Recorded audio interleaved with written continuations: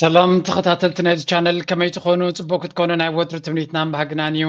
ከምዛ ትሪእዋ ዘለኹም ልብኻ ተረስርስ ናይ ብሓቂ ተረስርስ ፍልይቲ ስራሓት ናይ በረኸት መንግስቲ ኣቦይና ከፊትና ዘለና ናይ ሎሚ መደብና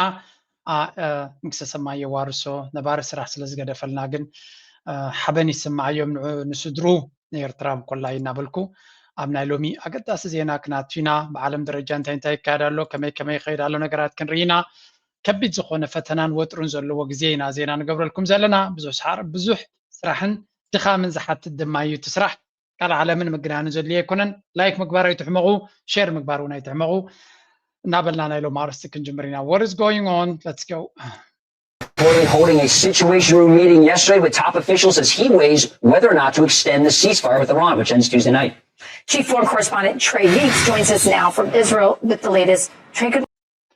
ኩነታት ናይ ዓለምና እንታይ ከም ዘሎ ንምፍላጥ ዶናልድ ትራምፕ ኣገዳሲ ኣኼባ ገይሩ ከም ዘሎ እዩ ዝንገር ዘሎ ስለምንታይ ከምኡ ገይሩ እንድሕሪልና ድማ The Strait of Hormuz, just 24 hours after President Trump said this critical trade route was completely open, Iran shutting down the strait once again, already attacking 2 ships attempting to cross. Now, in response to Iran's announcement, the U.S. military saying it is preparing to begin boarding Iranian-linked vessels. As of right now, America's blockade still in place tonight. President Trump says the blockade will only end once a full peace agreement is reached. ከም ትሪእዎ ዘለኹም ኣብ መንጎ ኣሜሪካን ኢራንን ዝግበር ዘሎ ምፍጣጥ ናብ ዝለዓለ ደረጃ ሰጊሩላ ብዘሎ ኔክስት ስጉምትናቶም እንታይ ክኸውን እዩ እንታይ ክገብሩ እዮም እታ ትቕፅል ስጉምትስ እንታይ እያ ክትከውን ንዝብል ንብዙሕ ዓለም ኣሻቂሉ ዘሎ ጉዳይ እዩ ከም ንሪኦ ዘለና ምናልባት ሓንደበታዊ ፍሉይ ርክብ ብፍላይ ድማ ብወገን ዶናልድ ትራምፕ ፍሉይ ሕድገታት ገይሩ ናብ ጣውላ ክምለስ ተዘይክኢሉ በዚ ክገብሮ ዝፍትን ዘሎ ለይቴስ ዝወፅእ ዘሎ ሓበሬታ ድማ ንኢራን ክድምስሳየ ዝብል ቃላት ኣብቲ ናይ ቀደሙ ይምለስ ከም ዘሎ ዝገልጽ ሓበሬታ ንሰምዕ ኣለና ስለዚ እንታይ ኢና ንርኢ ዘለና ኢራናውያን ብፍጹም ካብ ድንብርፅ ክብሉ ዝደልዩ ከም ዘይኮኑን ከም ከብዲ ኢዶም ኣንቢቦም ኣለዉ ዝገበረ እንተገበረ ድማ ንዶናልድ ትራምፕ ክትእዘዝ ምፍታን ንዶናልድ ትራምፕ ከተኸብር ምፍታን ነፍሰ ቅትለት ምዃኑ ተረዲዎም ኣሎ ንዶናልድ ትራምፕ ቡሊ ስለ ዝኾነ ተቢዕካ መኪትካ ጥራይካ ክስዕሮ ትኽእል ንዘንበርክኾ ጥራይ ከኣዩ ክብረት ዝህብ እምበር ንዘኽብሮ ክብረት ዝህብ ሰብ ከም ዘይኮነ ካብ መን ፈሊጦም ሞታ ካብ ኤሮጳ ፈሊጦም ኣለዉ ከም ኤሮጳ መንፀፍ ዝኾነሉ ይነበረን ከም ኤሮጳ ዝተፀግዖ ይነበረን ከም ናይ ኤሮጳ ገይሩ ዘሽካዕለሎም ዘሎ ከዓ ኣይቆየለን እሱ ስለዚ እንታይ ኢና ንርኢ ዘለና ናይ ብሓቂ ከቢድ ዝኾነ ምትፍናን ኣብ መንጎ ክልተ ኣገደስቲ ሓይልታት እቲ ኣብ ባሕሪ ዝግበር ዘሎ ኣሜሪካ ብወገና ነቲ ብሎኬድ ናተ ኣበርቲዓ ዝኾነ ናይ ኢራን ዝመፁ ዘሎ ዘበለ ክህግሮ እየ ትብል ኣላ ብኢራን ድማ ከምኡ እንተገበርኩም ቀዳማይ ስቴፕ ሕጂ ኣለና ኔክስት ስቴፕ ድማ እንታይ ከም ንገብር ከነርኢ ነ You are looking live in Beirut, Lebanon, and just outside the White House tonight. Our News Nation team coverage starting with Jessica Cartalia, who is in Qatar for us tonight. Jessica. Okay. እዚ ሓደ ክኸውን ከሎ እቲ ዓውደ ኩናት ብወታደራዊ ዓይነ ክረአ ከሎ ናበይ ገፁ ይኸይድ ኣሎ ከመይ ዓይነት ኩናት እዮም ዘካይዱ ዘለዉ Of Hormuz is blocked or not. Iranian naval forces still threaten world shipping. Security monitors say several ships came under Iranian fire on Saturday. Donald Trump says the U.S. has destroyed Iran's naval and other defensive capabilities. They have no navy, they have no air force, they have no leaders, they have no nothing. Actually, their leaders it is regime change. How can a country that has lost almost all of its navy remain in control of the strait? That's because Islamic Revolutionary Guards Corps can still deploy small, speedy boats to disrupt shipping. They're often referred to as the Mosquito Fleet. These boats are the backbone of the naval army of the IRGC, which operates independently from Iran's regular navy. They represent the principal danger that has hindered safe passage through the Strait of Hormuz. These speedboats, some of them are lightly armed with only Moving fast. ሕጂ እንታይና ንሰምዕ ዘለና እቲ ሓይሊ ባሕሪ ናቶም መይትዩ ዝበሃል ዘሎ ሃገርሲ ከመይ ገይሩ እዩ ክምክት ክኢሉ ዘሎ ዝብል ሕቶ ብተደጋጋሚ ኣብቲ መድረኽ ዝመፅእ ዘሎ እዩ ንሓደ ነገርሲ ኣዳኺመዮ ወዲአዮ ኣወዲአዮ ክትብል ፀኔካ ከመይ ገይሩ ተመሊሱ ከዳኽመካ ይኽእል ወይ ክምክተካ ይኽእል ንዝብል ወል ኢራን ፍልይ ዝበለ ሓይሊ ከም ዘሎ ኣብ ሓይሊ ባሕሪ ዝንገር ዘሎ ንድ ኣብ ትሕቲ ምድሪ ዘሎ ናቶም ኣፅዋራት ድማ ከርእዩ ጀሚሮም ኣለው እቲ ኩናት ንስኻ ጥራይ ኣይኮነን ከተፈራርሃና ንሕና እውን ከም ናትካ ዓቕሚ ኣለና እዩ ዝሓባእናዮን ዘዳላደልናዮን ኣለና እንድሕሪ መፂኻ ድማ we are ready for you ዝመስል ከምዚ ቪድዮታት ብብዝሒ ክረአዩ ይጅምር ኣሎ እዚ ድማ እንታይ ዘርእየካ ኣንደርግራውንድ ዌፐነሪ ናይ ኢራን ካብ ግዜ ናብ ግዜ እናጎልሐ ይመፅእ ከም ዘሎን ኣሜሪካ ኣብ መሬትን ኣብ ባሕርን ዘለዋ ፀምለትነት ከተርኢ ከላ ኢራን ግን በቲ ናቶም መንገዲ ከም ናይ ኣሜሪካ ዝኾነ ሓይሊ ዘይኮነ ካብኡ ፍልይ ዝበለ እንታይ ብሎ ኣሲሜትሪክ ዋርፌር ንእስ ብዝበለ ዓቕሚ ግን ኣድማዕነት ብዘለዎ ብዝሒ ብዘለዎ መንገዲ ንኣሜሪካ ዳርጋ ኩናት ናይ ዳዊትን ጎልያድን እዩ ጎልያድ ኣሜሪካ እዩ ምስ እስራኤሉ ዳዊት ድማ ኢራን እዩ I'm sure ነዚያ ከመይ ጌራ ከም ተቆጥዖም ንብዙሓት ምክንያቱ እስራኤል ታሽሙ ክትኮነሎም እዮም ዝደልዩ እስራኤል ዳዊት ክትኮነሎም እዮም ዝደልዩ ኖ እስራኤል ጎልያድ እዩ ምክንያቱ ምስ ኣሜሪካ ተጎቲቱ ይመፅእ ዘሎ ዳዊት ኣብዛ ቃልሲ እዚኣ ኢራን እያ በይና ደው ኢላ ዘላ መይብ እንተለዎም ኣምላኽ እዩ ዘለዎም እንተስ ኣሜሪካ ነዚ ኩሉ ሃገራት ኤውሮጳን ገለን ሒዛ እያ መፅያ ዘላ ኤውሮጳ ይሕግዝዋ የለውን ሓሶት እዩ ብዙሕ ነገር እዮም ዝሕግዙ ዘለው ተንበርኪኾም መንፀፍ ዘይኮኑ ጥራዮም ዘኽርዮም ዘሎ ንቐፅል እጂ submachine guns and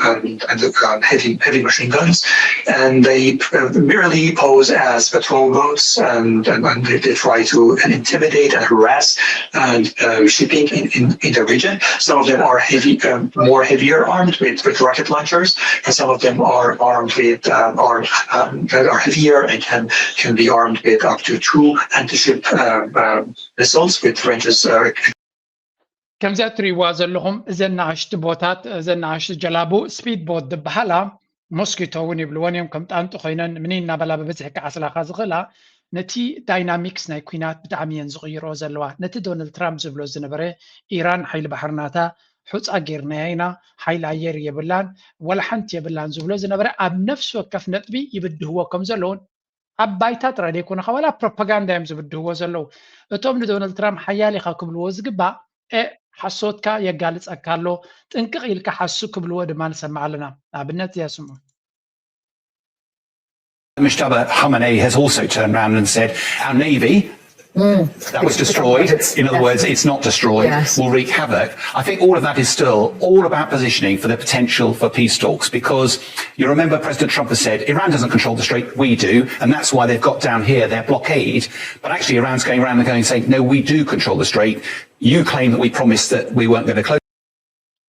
ከም ትሪእዎ ዘለኹም እንታይ እዮም ዝብሉ ዘለው ኢራን ነቲ ዓውደ ኩናት ብብዙሕ መንገዲ እያ ትፃወቶ ዘላ እዮም ዝብሉ ዘሎ መጀመርያ ንዶናልድ ትራምፕ ኩሉ ትድሕስዎ ዝነበረ ሓሶት ምዃኑ ፕሩቭ ይገብርሉ ኣለው ይብሉ ኣለው this is very interesting ምክንያቱ ኩናት ናይ ናራቲቭ ናይ ፕሮፓጋንዳ ኩናት ዝኾነ ይኹን ኩናት እቲ ኣብ ዓውደ ኩናት ትገብሮ ዘለካ ጥራይ ኣይኮነን ዘዕውተካ ብፍላይ ከም ናይ ኣሜሪካ ዝኣመሰለ ሃገር ህዝቢ ዝቆፃፀሮ መንግስቲ ወይ እውን ዲሞክራሲ ህዝቢ ዝቆፃፀሮ ከም ዘይኮነ ዶናልድ ትራምፕ ኣርእዩና እንዲደሎ ሓሲኻ መፂኻ ከም ድሌትካ ኣሽካዕላል ምግባር እንዲ ግን እንተወሓደ ኣብ ዝመፅእ ምርጫ ዋጋ ክኸፍል ዝኽእል ሲስተም እንተለካ ኮይኑ ኣብ ፕሮፓጋንዳ ክትሕይል ኣለካ ነቲ ኣብ ባይታ ዘይትረኽቦ ዘለካ ነቲ ህዝብኻ ቤላ ጌርካ ከምቲ ግዜ ኩናት ናይ ኢራቅ ድዩ ናይ ቪየትናም ድዩ ብሬድዮን ብቴሌቭዥንን ጌርካ ከተፅሞ ኣለካ ይዕወት ከም ዘሎ ነቲ ሓቂ ከተፍልጦ የብልካን unfortunately እቲ ዝሕዝን ክፋል ወይ እውን እቲ ሕማቕ ክፋል ንኣሜሪካ ኣብ 2026 ዝተገበረ ኩናት ሚድያ ክቆፃፀርዎ ኣይከኣሉን ማዕረ ክንደይ ቁፅፅር ክገብሩ ይፍትኑ ኣለው እስራኤል ይሰልጦም የለን ኣክቹሊ ሕጂ ከሪአኩም የፅንሕ ኢለ ኩሉ እቲ እስራኤል ትፍትኖ ዘላ ብግምጣሉ እናኾነ ይመፅእ ኣሎ መጠን ክትቆፃፀር ዝፈተነት መጠን ንሳ ናይ ሚድያ ሰባት ብገንዘብ ክትቆፅር ዝፈተነት መጠኑ መጠን ገሊዮም እዚኦም ኣንቲ ሰማይትዮም እዚኦም ከምዚኦም ኢላ ከተጸልሞም ዝፈተነት መጠኑ ሰብ ከም ዝስዕቦም ትገብራላ እቲ ተጸላዕነት ደረጃ ናይ እስራኤል ድማ መጠን ስለ ዝሓለፈ ዝግበር የለን ኢራን ብግምጣሉ ኩሉ ኢራን ትገብሮ ዘላ ኩሉ ሰብ ይድግፎ ክንብል ኣይንኽእል ኢና ግን ኣብ ኖርማል ግዜ ሰብ ክድግፎም ዘይክእል ዝነበረ ኣብ ጎኒ ኢራን ደው ብላ ኣሎ I'm talking about Americans ህዝቢ ኣሜሪካ መራሕቲ ኣሜሪካ ጀነራላት ቀደም ጀነራላት ዝነበሩ ናይ CIA ሓላፍቲ ዝነበሩ ዓበይቲ ናይ ሚድያ ፐርሶናሊቲ ንኢራን ይድግፎ ኣለዉ ስለምንታይ ኢራን ንርስቶምን ንመሬቶምን እዮም ዝዋግኡ ዘለዉ ንኣሜሪካ ኣብ ገዛ ይመፅዋ ኣብ ድኳና ይመፅዋ ኣብ መርከባ ይመፅዋ ኣሜሪካ ኣብ ኣፍንጮም መፅያ ትፃወቱ ዘላ ስለ ዝኾነ እቲ ህዝቢ ፈሊጥዎ ኣሎ እዚ ዝሕዝን ክፋል ኣብነት ካብ ቬኔዙዌላ ዶናልድ ትራምፕ ቬኔዙዌላ ሃሪመያ ኢልዎም ግን እንታይ ኢልዎም ነዳዲ ምፅኤልኩም ኣለዉ ነዳዲ መዓት ስለ ዘምፅእኽልኩም ሃብታማት ገይረኩም ይኽብል ኣብላ ኢሉ ክሓብስዎ ፈቲኖም ቀልጢፉኻ ስለተወደ ዋጋኻ ስለ ዘይከፈልሉ ብግምጣሉ ኣብ ኢራን እንታይ ረኺቦም ሓመድ ክዕደ ዚሮ ናቲንግ ብግምጣሉ ክሳራታት ናቶም መወዳእታ የብሉን ኮይኑ ዘሎ ስለዚ ወላ ሓንቲ መክሰብ ዘይብሉ ንቁጠባ ዓለም ዝሓለፈሲ ዶናልድ ትራምፕ ብኩርዓት ነዚ ወሽመጥ ሕርሙዝ ከፊቴ ኢሉሲ ጣቅዒት ይፅበ ነይሩ እንታይ ስከኢሎሞ ከፊቴ ኢልካ ጣቅዒት ትፅበ ዘለካ እኮ በዓልካ ነገር ደሊካ ዝዓፀኻያ እምበር ክፉት እኮ ነይሩ ቀደም ኢሎሞ በዓልካ ንክዕፆ ዝገበርካ ሕጂ ከነጣቅዓልካ ነጆ ኣንበሳ ክንብለካ ፅበ ኣለካ ንስኻ ብዕሽነትካ ዝዕፀኻዮ ክትከፍቶ እንተኽኢልካ ሕጂ ከነጣቅዓልካ ይኮናን እቲ ፅላለ ናትካ ጥራይካ ትገልፀልና ዘለካ ብምባል ወላ እውን ዓወት ክረክብ ተፈተነ ዓወት ይብዎ የለውን and next step ናቶም ድማ እቲ ክልቲኦም negotiated ክገብሩ ኣብ ጣውላ ክዘራረቡ ይደልይለው ግን ትዕቢት ዝበሃል ኣሎ again, but actually you haven't got rid of the blockade. We can close it and we can demonstrate that power. This is all about power play and advance that conversation. Well, let's talk about that because if you follow the trajectory of what has happened and we wind forward to Tuesday night, Wednesday when these talks are going to be hopefully going ahead, what are the broad contours that you see of that negotiation? Well, for me, the big picture is that are both sides motivated to get some sort of deal? And I think the answer is yes. Iran doesn't want to see this continue, neither does America. The challenge, of course, is time. I think Iran's patience will last a lot longer than President Trump's, and therefore Trump desperately wants to see something. Now, we saw a flurry of 7 tweets or truths in a row within an hour overnight, and the parliamentary speaker of the House turned around from Iran and said not one of them was true. Clearly, both sides are positioned. ሕጂ እንታይ እዮም ዝብሉ ዘለዎ መሲልኩም this is a very interesting time ምክንያቱ ኩሎም ሓይልታት ለውጢ ይደልዩ ኣለው እዮም just give me a second blockade okay ክልቲኦም ኣብ ዘተ ክዘራረቡ ይደልዩ ኣለው እዮም ግን ክልቲኦም ድማ ተገራጫዊ ኢንተረስት ዘለዎም ኮይኖም ይቀርቡ ኣለው ምክንያቱ ብፍላይ ኣሜሪካ ማክሲማሊስት ዲማንድስ ትገብር ከም ዘላ እንታይ ማለት እዩ ዳርጋ ኩሉ ኣነ ዝደልዮ ጥራይ ክኸውን ኣለዎ ዝመስል ኣካይዳ ትገብር ዘላ ኢራን ድማ ትደልዮ ነገር ኣለዋ እዚ ኩናት እዚ ሓንሳብና ሓዋርን ክውዳእ ላይ ደልሎ ኣብ ልዕሊኡ ድማ ኢራን ግዜ ኣለዋ ብሕጂ እቲ ኩናት ንወርሒ እንተቐፂሉ ንክልተ ወርሒ እንተቐፂሉ ንኢራን ናይ መጻኢ ሰስቴነብል ንቐፃልነ ዘሎ መፍትሒ ዘላቒ መፍትሒ ክረኽቡ ይኽእሉ እዮም ኣሜሪካ ግን ክቐፅል እንድሕር ክኢሉ እዚ ኩናት እዚ ወርሒ 5 እንተፀኒሑ እንታይ ከጋጥመና እዩ ስምዑ IMF ዝገበሮ መጠንቀቕታ እዩ this is for everyone ኣብሄር ያለካ ብዘይ ገድስ እያ ተገድሰካ economic outlook for the global economy based on the war in Iran. What outlook do you have? Now, the outlook we have is a bit depending on how long this disruption of flow of oil and gas through Hormuz Strait will last. If we assume that it will be over end of May, we will still have significant difficulties, but we may avoid the worst. So it will very much depending on how long the Strait of Hormuz will be close to trade. እንታይ ይብላ ኣሎ IMF ማለት እዩ ቁጠባ ዓለም ዝግደስ ኣካል ማለት እዩ ክሳብ መወዳእታ ናይ ወርሒ 5 ክሳብ መወዳእታ ናይ ወርሒ 5 እዚ ኩናት ዝፅጠው ክብል እንድሕር ክኢሉ ብዙሕ ክሳራታት ከጋጥማ ኢና ዓለም ግን ሰርቫይቭ ክትገብሮ ትኽእል እያ ክሳራታሲ ክንሰግሮ ንኽእል ኢና ይብላ ኣሎ ድሕሪኡ እንተቐፂሉ ግን ብቐሊሉ ክትወፅሉ ዘይትኽእል ደረጃ ናይ ቁጠባዊ ውድቀት ንዓለምና ከጋጥማ እዩ ዝብል ዘሎ ምክንያቱ ስለምንታይ ብዛዕባ ዓለም ዝዛረብ ኣሎ because we're talking about energy ነዳዲ ማለት ንኩሉ ዓለም ክፀሉ ዝኽእል እዩ ኣብዛ ዓለም ሓንቲ ሃገር ያላን ካብ ኤነርጂ ወፃኢ ክትነብር ትኽእል ገለ ሰባቱ ኣሜሪካ ኩለናታ ኤነርጂ ኣለዋ ራሻ ነው ኣብ ቁጠባ ናይ ዓለም ነገራት ግሎባል እዮም ትሬድድ ዝኾኑ ኣሜሪካ ብፍሉይ መንግስቲ ሓድሽ ሕጊ ኣታታትዩ ዋጋታት ክቆፃፀር ተዘይኪሉ እቶም ነዳዲ ዘፍርዩ ዘሎ ወይ እውን ተን ኮርፖሬሽንስ ናይ ነዳዲ ኣሜሪካ ዘለዋ ኣሜሪካ ክሸጣ ጥራይ ይግደዳን እየን ዝኸበረ ዕዳጋ እንተሎ ኣብቲ ዝኸበረ እየን ክሸጣ ብካልእ ዘራርባ እቲ ዋጋ ብዓለም ደረጃ ስለ ዝትመን ፅልዋ ኣለዎ ኣብ ልዕሊኡ ድማ ኣሜሪካ ኩሉ ዘድልያ ተፍሪ ሃገር ኣይኮነት ብዙሕ ነገር ካብ ካልእ እያ ትገዝእ ስለዚ እቲ ካብ ካልእ ትገዝኦ ክሳዕ ክንደይ ፀገም ከጋጥም እዩ እቲ ቅልል ዝበለ ከጋጥም ዝኽእል ብቕልጡፍ እዚ ናይ ሕጂ ትብልዎ ዘሎ እዚ እዩ starts in just a few weeks and it could already be in trouble if you're planning to fly. The war in Iran is choking the world's oil supply, as we know from our higher gas prices. Well, this morning, those triple-digit fuel increases could lead to Spirit Airlines going out of business instead of getting out of bankruptcy. And Europe's airlines might have only a few weeks left of that jet fuel. Newsnation national correspondent Alicia Nieves is live at Newark Liberty International Airport for us. So, Alicia, here's the conundrum. Like, even if travelers can get to the destinations, there's no guarantees they're going to be able to come back home. ሕጂ እንታይ እዩ መስለኩም መጀመርያ እቶም ናይ መጓዓዝያ ተሓስቡ ዘለኹም ወይ ከዓ ቬኬሽንስ ተሓስቡ ዘለኹም ዎች ኣውት ሓደ ካብቲ ብዝለዓለ ዋጋ ከቢሩ ዘሎ ጄት ፊውል ይበሃል ንመጓዓዝያ ዝኸውን ነዳዲ እዩ ቀንዲ ከቢሩ ዘሎ ነገር ስለዚ እዚ ድማ ኤርላይንስ ኣዝዩ ውሑድ መክሰብ ዘለዎን ካምፓኒታት ኣብ ዓለም ኤርላይንስ ካምፓኒስ تقول له شم ايرلاين ترى اخا قال قبز اثيوبيان ايرلاينز قال ملك بهالكله قال خي مثلكم ايرلاينز اب عالم بروفيتابيلتي مارجن بروفيت ناتو عزيز ابيبيو حساب 30% نايتي كوست ناتو ويوم واغا ناتو دما ندادي بزح ندادي دوست تقعزو دبل دما خوين له جيت فيول واغا ندادي دبل كوين له عصف خوين له سلازي فيكيشن تحسب زلهم انت وحده مجمريا تطنقعكم بلان غبروا انت دي غبركم انت مراتيو እቶም ትገብሩ ዘለኹም ግን ክትምለሱ ከለኹም ትኬት ዳብል ገይሩ ክፀንሓኩም ከም ዝኽእል እውን ግምት ክበሩ እያ ትብል ዘላ ስለዚ ብዙሓት ኤርላይንስ ፌል ክገብራ ከም ዝኽእላ ባንክራፕሲ ክኣትዋ ከም ዝኽእላ እዮም ዝግምቱ ዘለዉ ካብኡ ናብኡ ናይ ኣሜሪካ ዝሓሸ እዩ ኣብ ኤሮፓ ዝገደደ ይክኸውን ኣብ ኤሮፓ there is going to be big cancellations ዓብይ ካንስሌሽንስ ዓብ ለውጢ ናይ ዋጋታት ክህሉ ከም ዝኽእል እዩ ዝንገር ዘሎ ምክንያቱ እቲ ጉዳይ እናኸረረ ኣብ ዝኸደሉ ዘሎ ሞኻ ከምዚ ድሕሪ ክንዲዚ ግዜ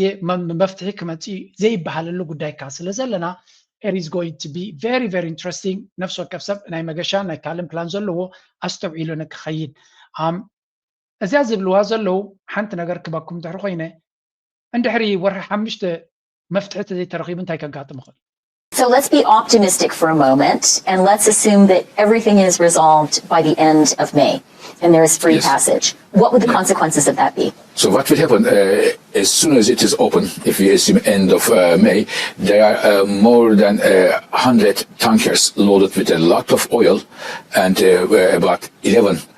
LNG tankers loaded with natural gas. They will come to the markets. It will take some time, but they will go to the markets. It will provide an initial in the region of 80 and level of stay. We come. You think it takes from the minute the strait is opened to getting back to the status quo ante?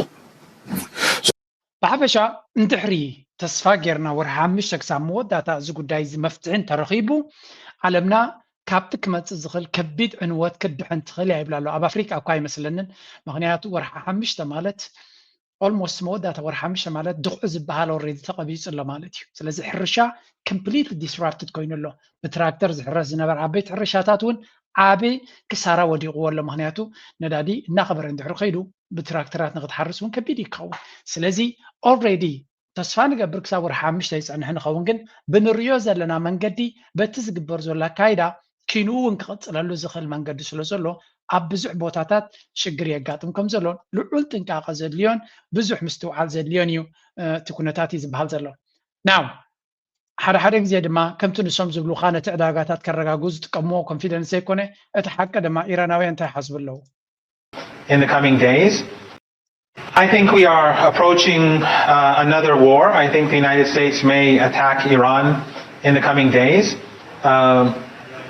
I would say, if someone were to say that this is not in the interest of the United States, I would agree. I am confident that the United States would fail in such a war and that it would be destructive to U.S. regional allies and proxies, especially as the weather is getting hot. If the infrastructure in the Emirates and other countries in the region are destroyed, then that would force them to empty the country. And that would lead to the collapse of these regimes like the Emirates and Qatar and so on. So it doesn't make እንታይ ዝብል ዘሎ ፕሮፌሰር ሞራንዲ ኣብዘን ዝመፃ ዘለዋ መዓልታት ናይ ሰላም መንፈስ ዘይኮነ ኣሜሪካ ኣብ ልዕሊ ኢራን መጥቃዕቲ ክትገብር ከም ዝኽእል ግምት ኣለኒ ዝብል ዘሎ ኣይሆብ ጌጋ ክኸውን ይብል ኣሎ ግን ኣካይዳ ናቶም ካብ ተደጋጋሚ ብዝረኣናዮ መንገዲ ዝገብርዎ ዘለዎ ኣካይዳ ብኣፎም ዝብልዎ ዘይኮነ ኣብ ባይታ ዝገብርዎ ዘሎ ተግባራት ስለ ንርኢ ዘለና ምንቅስቃሳት ናቶም ንርኢ ስለ ዘለና ከም ብሓድሽ ኩናት ክህሉ ከም ዝኽእል ከቢድ ኩናት ክግበር ከም ዝኽእል እቲ ዘገርም ድማ ይብላ ኣሎ ሕጂ ዝግበር ኩናት ካብቲ ዝሓለፈ ወርሒ 3 ወርሒ 4 ዝገበርናዮ ኩናት ዝበርትዐ ይክኸውን ምክንያቱ ንሕና ንመን ክንሃርም ኢና ንፈልጥ ኢና ኢሉ ቀጠር ኢማራት ስዑድያ ክሮም እዮም ወይ እውን ባሕሬን ክሮም እዮም እዚአን ሃገራት እዚኣተን ድማ ብፍላይ እቲ ናይ ዲሳሊኔሽን ፕላንትስ ክረም ተጀሚሩ ናይ ማይ ቦታታት ክረም ተጀሚሩ እቲ ረስኒ ናይ እዚአን ዓድታት ካብ መጠን ንላዕሊ ክብርትዕ ስለ ዝኾነ ኣዝዩ ከቢድ ይክኸውን ስለዚ I don't know to Donald Trump ነዚ ኣብ ግምት እትወ ድያ ይትወን ግን እቲ ኩናት ካብቲ ዝሓለፈ ዋርሕ ዝገደደ ይክኸውን ከምኡ ድማ በዓል ኢማራት ይኹን ባሕሬን ተዳኺመን እየን ዘለዋ ሕጂ ላይክ ኒ50 መዓልቲ ዝኾነ ነገር ኣይሸጣን ኣለዋ ኩዌት 80% ናይ ቁጠባኦም ኣብ ነዳዲ ድብርቆስ they haven't sold anything ስለዚ እቲ ቁጠባ ክሳዕ ክንደይ ተዳኺሙ ከም ዘለዎ ምግንዛብ የድሊ ዋላ ኣይኮነን ንሳቶም ብለኩም ኣለዉ ኣሜሪካ 40 መዓልቲ ከይሰርሐ እንተትፀንሕ ነይራ ኣሜሪካ ዛንታ መኾነት ነይራ ኸመ ክትቅፅል ኣይትኽእልን እያ ከመይ ገይሮም ተፃዊሮም ኣለዉ እዞም ሃገራት ዓረብ ከማን ኣይፈልጥን እየ ግን ክነግረኩም እየ ዱባይ ንኣብነት እንታይ የጋጥማ ኣሎ ክንሪኢና ሸፋፊኖሞ ስለ ዘሎ እምበር ሓቂ ከመይ ከም ዝኾነ ፅንዒ ኢለ ከርየኩም እየ ናው ፕሮፌሰር ሞራንዲ ከምዚ ክብል ከሎ ምናልባት ሕማቕ ስለ ዝደለየ ደ ትብል ትኾኑ ኖ እስራኤላውያን እዮም ነዚ ኩናት ዝደልይዎ ዘሎ እሶም እንታይ ይብሉ ኣለዉ ስሙ Welcome back, America. It is real. You can read the Jerusalem Post or watch various channels and so forth. The people there are tired of running to bomb shelters. They're tired of fighting the same battles. And they're saying, as is the prime minister and his cabinet, now's the time to finish these guys off. The international community keeps telling them stop, pull back, off-ramp, and so forth and so on. So I ask you, Robert, why don't we let them finish off Hezbollah? You're absolutely right, Mark. ከም ትሪእዎ ዘለኹም እዚ ትሪእዎ ዘለኹም ማርክ ለቪን ዝበሃል ብፀጋም ዘሎ ልክዕ ክትሪእዎ ከለኹም ኩናት እንታይ ከም ዝመስል ነዚ ሪኢኹም ገምትዎ ማለት እዩ ንዶናልድ ትራምፕ ናብ ኩናት ንክምለስ ኣብ ብቴሌቭዥን ንግሆም ምሸትን ብድሕሪ መጋረጃ ድማ ካብቶም ቀረባ ዝቐርብዎ ሰባት እዩ ብተደጋጋሚ ዝልምኖ ዘሎ ሰብ እዩ ስለዚ እስራኤል ናብ ሊባኖስ ኩናት ክትጅምር ስለምንታይ ደይፍቀደላ ስለምንታይ ንእስራኤል ዝኣስርዋ ዘለው ስለምንታይ ብኢዳን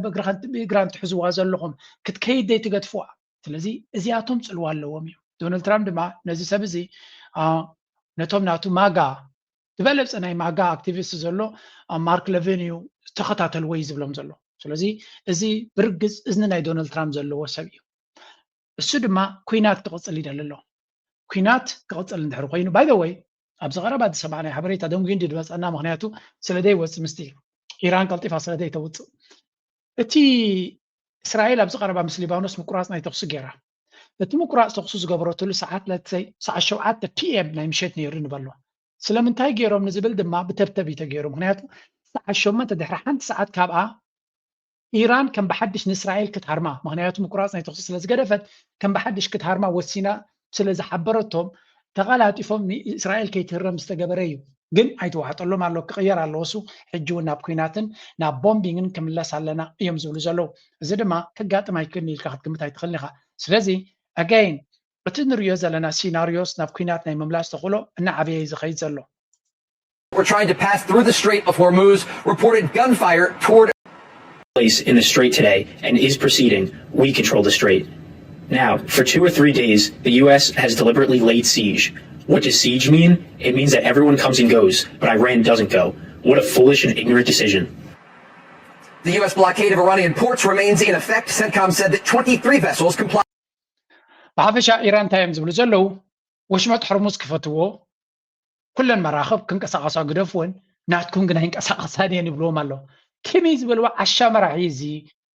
ናትና ወሽመጥ ሕርሙዝ ከፊትናስ ንሕና ነተቆፃፀርቲ ናቱ እቲ ከላ ከፊትናሲ ንኩሉ ጓናን ፀላኢን ከም ድሌቱ ከም ዝንቀሳቐስ ናትና መራኸብ ዘይንቀሳቐሳሉ ክትገብራ ክብለና ከለስ ርእሱ ሰርሕ ድዮም ዝብሉ ዘለው ሓቆም እዮም ከዓ ኢማጂን ከላ ትቆፃፀሮ ንስኻ ነቲ ከላ ተማሓድሮ ንስኻ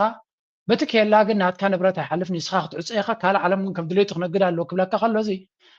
እንተዋሓደ ከመኢሉ ዝእዘካ ሰብ ሓይሊ ክህልዎ ክኽእል ኣለዎ ሓይሊ ድማ ንሪኢ ኣለና ብሓይሊ ክገብራ እንተዝኽእል ነይሩ ንኢራን ኣይመሓተተን ነይሩ ويون ني 50 معلت نكعصو نزبوتات سقيلا يمراين امريكا سلازي دايم زبل زلو you can talk all day and night واش ما تحرموز ابيدنايو دليتنا عنقبرنا ستراي دي كونه اند حركه تسيل كادما قيه بحري مصيناون كل كوتينا يبللو and this is going to be a very difficult situation نخلو خلو مالتيو Been doing it for 47 years. Nobody ever took them on. We took them on. They have no Navy. They have no Air Force. They have no leaders. They have no nothing. Actually, their leaders are. كم تريوو ዘለኹም ኣይተዛረብ ኢሎም ኣለዉ ድሕሪ እዚኣ ዘረባ እዚኣ ኣይተዛረበን ኣሎ ብዛዕባ ካሊእ ይፅሕፍ ኣለኹም ጠጠው ክብል ስለዘይክእል መትሓዝ ስለዘይብሉ ብዛዕባ ኢራን ግን ኣይተዛረብ ኢሎም ኣለዉ ምክንያቱ ሓደ ካብቲ ዓብ ፀገም ኮይኑ ዘሎ ኣፍ እዩ ኣፉ ዋላ እቲ ኢዱ ድማ ክልቲኦም ሓደ እንዲኦም ምክንያቱ ኣብቲ ኔጎሲዬሽንስ ኣብቲ ዝርርብ ዝበሃል ዘሎ ገለ ነገር ኣብዚ በፂሕና ኣለና ብዝበልዎ ኣብ ደገ ይፅሕፎ ከፈራርክ ኣይፍትን ብግምት ኣሉ ገይሩ ስለዚ እቲ ኔጎሲዬሽንስ ኣበላሽዎ ዘሎ ቶም ቲም ናቱ እሱ ምዃኑ እዮም ዝፈልጡ ቀዳማይ ፀላኢ ናይ ዶናልድ ትራምፕ ኣብዚ እዋን እዚ በዓል እዮም ዝብሉ ምስጢር ክዓቅብ ኣይክእል ነገራት ጠጠው ኢሉ ካብቲ ጉዳይ ክእለ ኔጎሲዬሽንስ ክግበር ኣይፍቅድ ናይ ብሓቂ ዘሪጋ ዝኾነ ሰብኣይ እዮም ዝብልዎ ዘለዉ እቲ ሱፕሪም ሊደር ብኢራን ወገን ድማ ንኩሉ ነገር ድልዋት ከም ዘለውን ንዝመፀ እንተመፀ ድማ ክምክትዎ ምዃኖምን ነገራት ኣብ ኢዶም ዝምርኮሱ እዮም ካብ ኣሜሪካ ብድንጋፀ ክመፅእ ዝኽእል ይኹን ሕድገታት ክህሉ ከም ዘይክእል ተረዲዎም ኣለዉ ስለዚ ኣብዚ እውን ክሰምዖም ትኽእሉ the Iranian nuclear program, and the third, it appears, is Hormuz. And so whether or not Iran has some sort of either influence or coordinating role in directing traffic or collecting toll, it appears that the Iranians are sticking hard and fast to that. And of course, I think we need to remember that the Iranians had said they would lift their control over Hormuz. If the Americans lift the blockade, and so long as that blockade on Iranian ports. እንታይ ዝብል ዘሎ ብሕፅር ዝበለ ኢራን ብወገና ነቲ ቃል ዝኣተወቶ ክትገብሮ ድልውነት ኣለዋ ተወሽመት ሕርሙዝ ኣብ ኢዶም እዩ ዘሎ ክቋፀርዎ ዝኽእሉ እዮም ክዓፅዎን ክኸፍትዎን ዝኽእሉ ሰብ እዮም ክኸፍትዎ ግን ድሌት ከም ዘለዎም ነጊሮም እዮም እቲ ፀገም ግን ኣሜሪካ ነቲ ብሎኬድ ዘለዋ ድሕሪ እቲ ምቁራፅ ተኩሲ ስምምዕ በዓላ ዝገበረቶ ንዑ ከተልዕል ክሳብ ዘይካለት ክኸፍትዎ ድሌት የብሎምን ሓንቲ ዘረባ ኣላ ኣብዚኣ regime change እንዲ ዝደሊ ዘሎ ዶናልድ ትራምፕ ይሰልጦ ከም ዘየለ ኣብዚኣ ስምዑ ድሓን እንታይ ኢሉ ይሓቶ እስከዚኣ the leverage that's going on. What's going on inside Iran? I know you've been looking at the situation because it seems kind of many moons ago, doesn't it? We were talking about January, the uprisings, because the level of resentment, the level of kind of organisation. I know one thing that you've been talking about recently is kind of a hardening of pro-regime activists. Absolutely. One of the things we've seen over the last couple of weeks in particular is a series of what the average person in Iran considers insults to Iranian culture, civilization, and heritage. And on top of that, there's been bombardment of a number of cultural and heritage sites in Iran, in Tehran, and in other Iranian cities. And of course, why? Sorry, entirely حتى لمسيلكم. ኣብ ውሽጢ ኢራን ከንታይ ይካየድ ኣሎ ማለት እዚ ኩናት ክጅምር ከሎ ብመሰረቱ ተቃውሞ ስለ ዝነበረ በቲ ተቃውሞ ጌርካ ሃገር ክትቅይር ዝከኣል እንተኮይኑ ስርዓት ክትቅየር ዝኽእል እንተኮይኑ እቲ ህዝቢ ድማ ነቲ ስርዓት ይፀልኦ እዩ ካብ ዝብል ተበግሶ ኢና ነቲ ኩናት ጀሚርናዮ ኣብ ባይታ ከመይ ይኸይድ ኣሎ ንዝብል ድማ ክሓቲ ከሎ እዚ ኣብቲ መጀመርያ እቲ ህዝቢ ነቲ ስርዓት ይፀልኦ ነይሩ ወይ እውን ኣብ ምቕያር እውን ምተሓባበረ ነይሩ እቲ ቦምባታት ተደይበዝሕ ድሒሩ ግን እቲ ደብዳብ ናይ ኣሜሪካ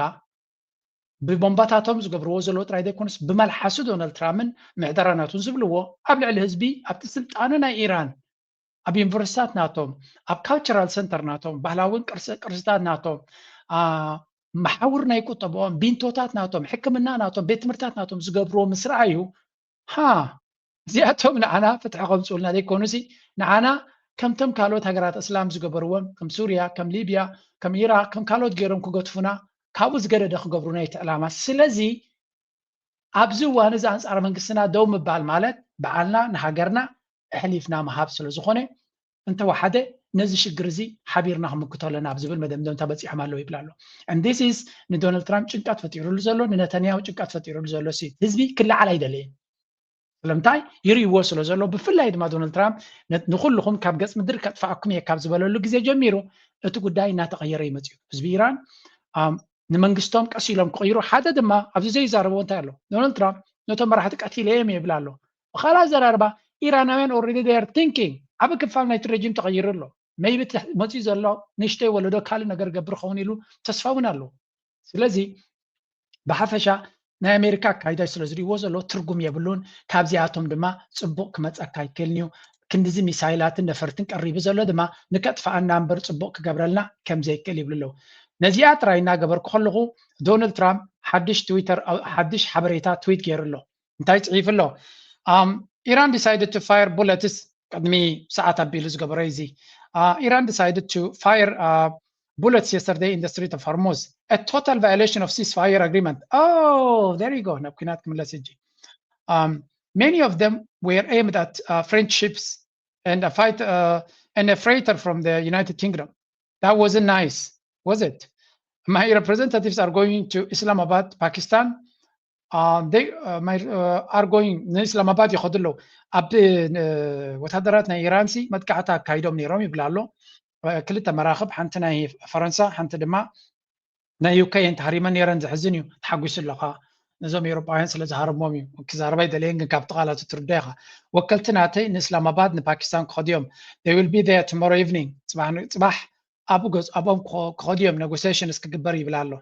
for negotiations Iran recently announced that they were closing the strait which is strange because our blockade has already closed it تبلالو negotiations ዝርርብ ከካይድ ልኡኽ ይሰድድ ኣሎ ኢራን ኣብ ዝቐረባ ነቲ ወሽመጥ ሕርሙዝ ክዓፅው ኢላ ኣላ ኢሉ ዘገርም እዩ ምክንያቱ ንሕና ዓፂናያ ስለ ዘለና እንታይ እዮም ክዓፅው ቅድሚያ ካሶም ዓፂዮሞ ነይሮም ዘገርም እዩ in fact many ships are headed right now to the US Texas Louisiana blah blah ሕጂ ንሕና ዓፂናያ ስለ ዘለና ተመራኽብ ናባኻትኩም ዝመፃሉ ምክንያት የብለን እንታይ እስኪ ይዛረብ ኣሎ ኩለን ተመራኽብ ታንከራት ነዳዲ ድመልኣ ንኣሜሪካ ንሉዚያና ንገለን እየን ዝመፃ ዘለዋ ይብላ ኣሎ خلا زرار بان زردو نهاجرات عرب مع كلا يصفروا يوصلوا مالله oh my god this is such a زقرم نقرينا نسمع زلنا نرزلنا نتبع حري بلوكيد غيرنا يلنا I was showing you ابزي እዚ ቦታ እዚ ናይ ኣሜሪካ ብሎኬድ ኣብዝሎ ናይ ኢራን ድማ ኣብዝሎ ኢራን ዓፂኣታ ዓፅኦትን ትርጉም የብሉን ምክንያቱ ንሕና በዛ ዓፂና ስለ ዘለና ኩለን እተን ታንከራት ኣብ ደገ ዘለዋ ንኣሜሪካ ከይደን ከኣሜሪካ ብኽቡር ክገዝኣ ጌርናየን ኣለና ይብላ ኣሎ እንታይ ዳ ክገብሩ እዮም ቶም ዓረባዊ ዘለዉ ኩዌታይ ክሸጡ እዮም ማሃስዮም ክሸጡ ንኩዌታይ ተሓስበሎም እንዲኻ ምንታኻ ክብሉ ዋጋ ከፊሎም ዘለዉ ባሕሬን ኢማራት this is crazy and this is the guy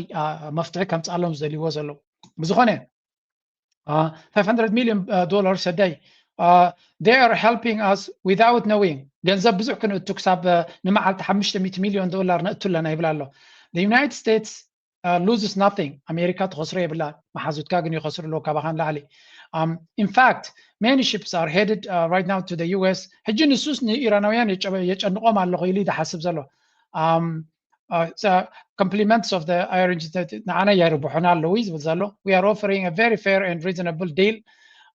and I hope they can take it because if they don't the United States is going to knock out every single power plant and every single bridge in Iran ናብታ ቦምቢንግ ካምፔን ይመለስ ኣሎ ነዚ ሕጂ ንቦም ዘለና ዲል እንትርኢ ተቐቢሎሞ ተማርኹ እዩ ዝብሎም ዘሎ ኒኩለር ናትኩም ኣረክቡ ኤቭሪቲንግ ሃቡኒ ኢትኩም ሃቡ ተማርኹ እዩ ዝብሎም ዘሎ ኣይክገብርዎን እዮም ንዑ እንተዘይጌርኩም ንኩሉ ናይ ፀዓት መመንጨዊ ቦታኹም ክሃርመ ንኩሉ ቢንቶናትኩም ክሃርመ ይብላ ኣሎ ኖ ሞር ሚስተር ናይስ ጋይ ድሕሪ ትሕትና ዘለዎ ኣካይዳ የለን ከም ብሓድሽ ይሕስ ኣሎ መብፅዓያ ኣትሎ ከተግብሮካ ኣይኮነን they will come down fast and they will come down easy and if they don't if they don't take the deal it will be my honor to do what has to be done which should have been done to Iran by other presidents for 7 years ago it's time for Iran killing machines to end ስለዚህ እንታይ ይብላሉ ተመሊሰ ቦምብ ክገብረኩም እቲ ናይ ቀደም ዝበልኮ ቢንቶታትኩም ናይ ፀዓት መመንጨዊ ቦታታትኩም ኩሉ ክድምስሰ ነዚ ኣነ ዝበኩም ዘለኹ ዲል ተደይ ተቐቢልኩሞ ይብሉ ኣለዉ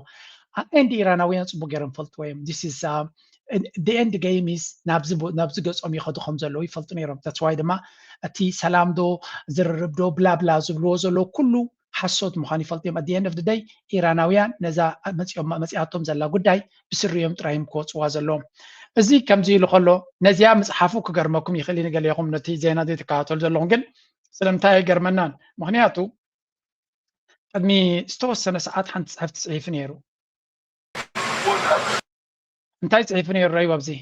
እስራኤል ሰባት ከም ዝፀልእዋ ዘለዉ ተረዲን ኣሎ እስራኤል ግን እታ ዝበለፀት ሃገር እያ ንዓና ተባዓትዮም ሓያላትዮም ነቕዘ ይብልዮም በላሕትዮም ካብቶም ካልኦት ሃገራት ድማ ኣብ ግዜ ሽግርን ጭንቀትን ክፍዋግኡ ዝኽእሉን ከመይ ጌርካ ከም ትስዕር ዝፈልጡን እዮም ብምባል ንእስራኤል ከመጉስ ተራእዩ ኣሎ now this is a big problem for him already ንእስራኤል already ህዝቢ ኣሜሪካ ፈንፊንዋ ከም ዘሎ ናይ እስራኤል ሚድያ እውን ዝዛረቦ ዘሎ ከረየኩም እየ ግን ሓድሽ መጽናዕቲ ዘረጋገጾ ነገር ስምዑ ብዚ at least according to the cash prediction markets, but below 50%. And I'll say it really closing over the last month as this Iran war has worn on. As we said, this is a Democratic primary. How might this be emblematic of Democratic positions on Israel writ large? Okay, so you see Al-Sayed going up, and there's all this discussion. Oh, there's this divide on Israel within the Democratic Party. I'd make the argument there was a divide 4 years ago. I'm not quite sure there's a divide anymore, because just take a look here. Okay, Democrats' net favorability of Israel. Not liberal, those who are moderate conservative versus those who are liberal. You go back to 2022, those who are not كم تريوا زلهم not liberal and liberal أب إسرع إسرائيل كلتن ديمقراط سايز بحال تفع فرقة كفالنا بوليتيكا أمريكا مالتيو ليبراليس نان ريبراليس نابل كحت مغلوم تخليها كلتيهم قل تغل هلا يوم تسأل وانا أمريكا ني إسرائيل سلزي قد مكوينات أب إسرع إسرائيل كلتن not liberal مالت زي قد مكوينات نيقاظة مجمارو أكتوبر شوعات زبال إسرائيل سنة سلسنة جميرو سلزي أبتم نان ليبرال not liberalist بحالو 3% أبتم ليبرال بحالو جن ستيل يفلت وصل زنبرو نيجاتيف 16 شنيانيرا now fast forward إسرائيل 16 أتم ليبرال زي كونو نيجاتيف 55 أتم ليبرال زخونو تحسس باناتهم كفت زبال بحالو بالتيو 4% إذن رياضة لنا دما dramatic change مرأيا نايزي كتر تاتراي مزرقح ترقم يبلون اللي زبال well there is a meaning to this مغنياتو look at this one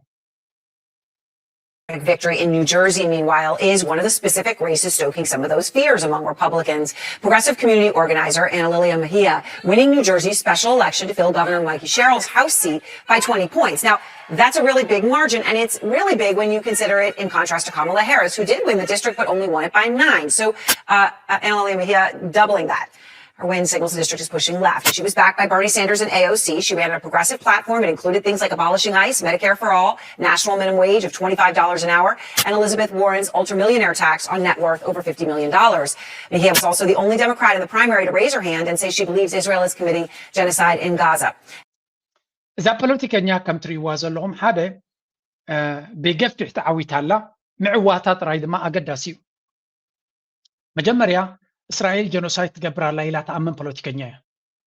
بقلتي إسرائيل تتسأل أنا قرت الله إسرائيل جنوسايد تقبر الله مبالي كم إلا استبقست أبت ديمقراطيك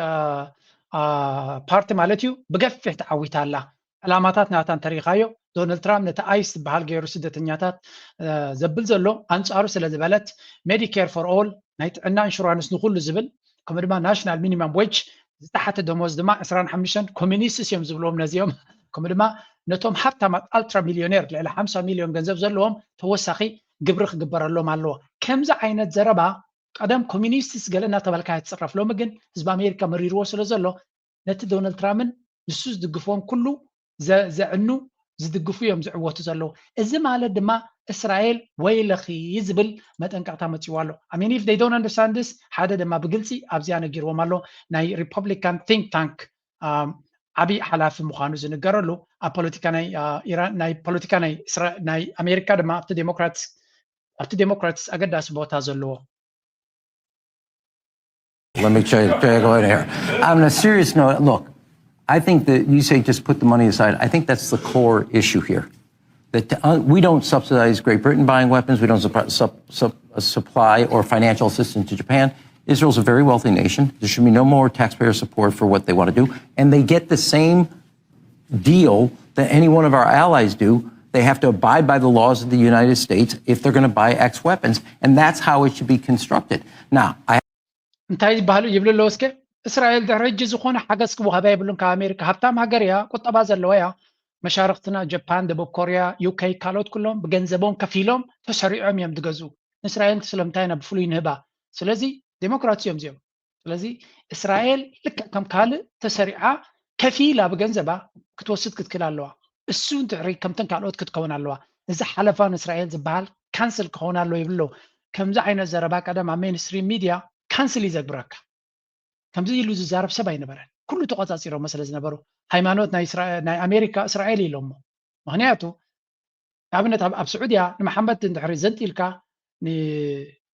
ነቢ መሐመድ እንድሕር ዘንጢልካ ከቢድ ስጉምቲ ትውሰደልካ ምክንያቱ ሃይማኖቶም እስልምና እዩ ኣብ ኣሜሪካ ንክርስቶስ ተዘንጢልካ ዘረበካ ሰብ የለን ንእስራኤል ተተንኪፍካ ግን ህይወትካ ሓደጋ እዩ ስለዚ እንታይ ኢልካ ናይ ዶናልድ ትራምፕ ናይ ኤሊት ኣሜሪካ ሃይማኖት እስራኤል እዩ መንግስቲ እስራኤል እዩ ሃይማኖት እስራኤል ኣይኮነች እዚ ኸ እንታይ ማለት እዩ እቲ ዝዓበየ ኣሜሪካ ዝከላኸሉሉ ነገር ተለዎም ንልኡላውነቶም ወይ ንሰራዊቶም ወይ ንመራሕቶም ኣይኮነን ብእስራኤል ዝዛረብ ዝዓበየ ስጉምቲ እዮም ዝወዙ ኣሜሪካ ከም ድሌትካ ክትነቕፋ ትኽእል ኢኻ ንእስራኤል ምንቃፍ ግን ገበን እዮም ዝብሉኻ ስለዚ ሃይማኖቶም ንሱ እዩ ኢልዎም ሓደ ኪላ ቀፂሉ ድማ ኣብዚ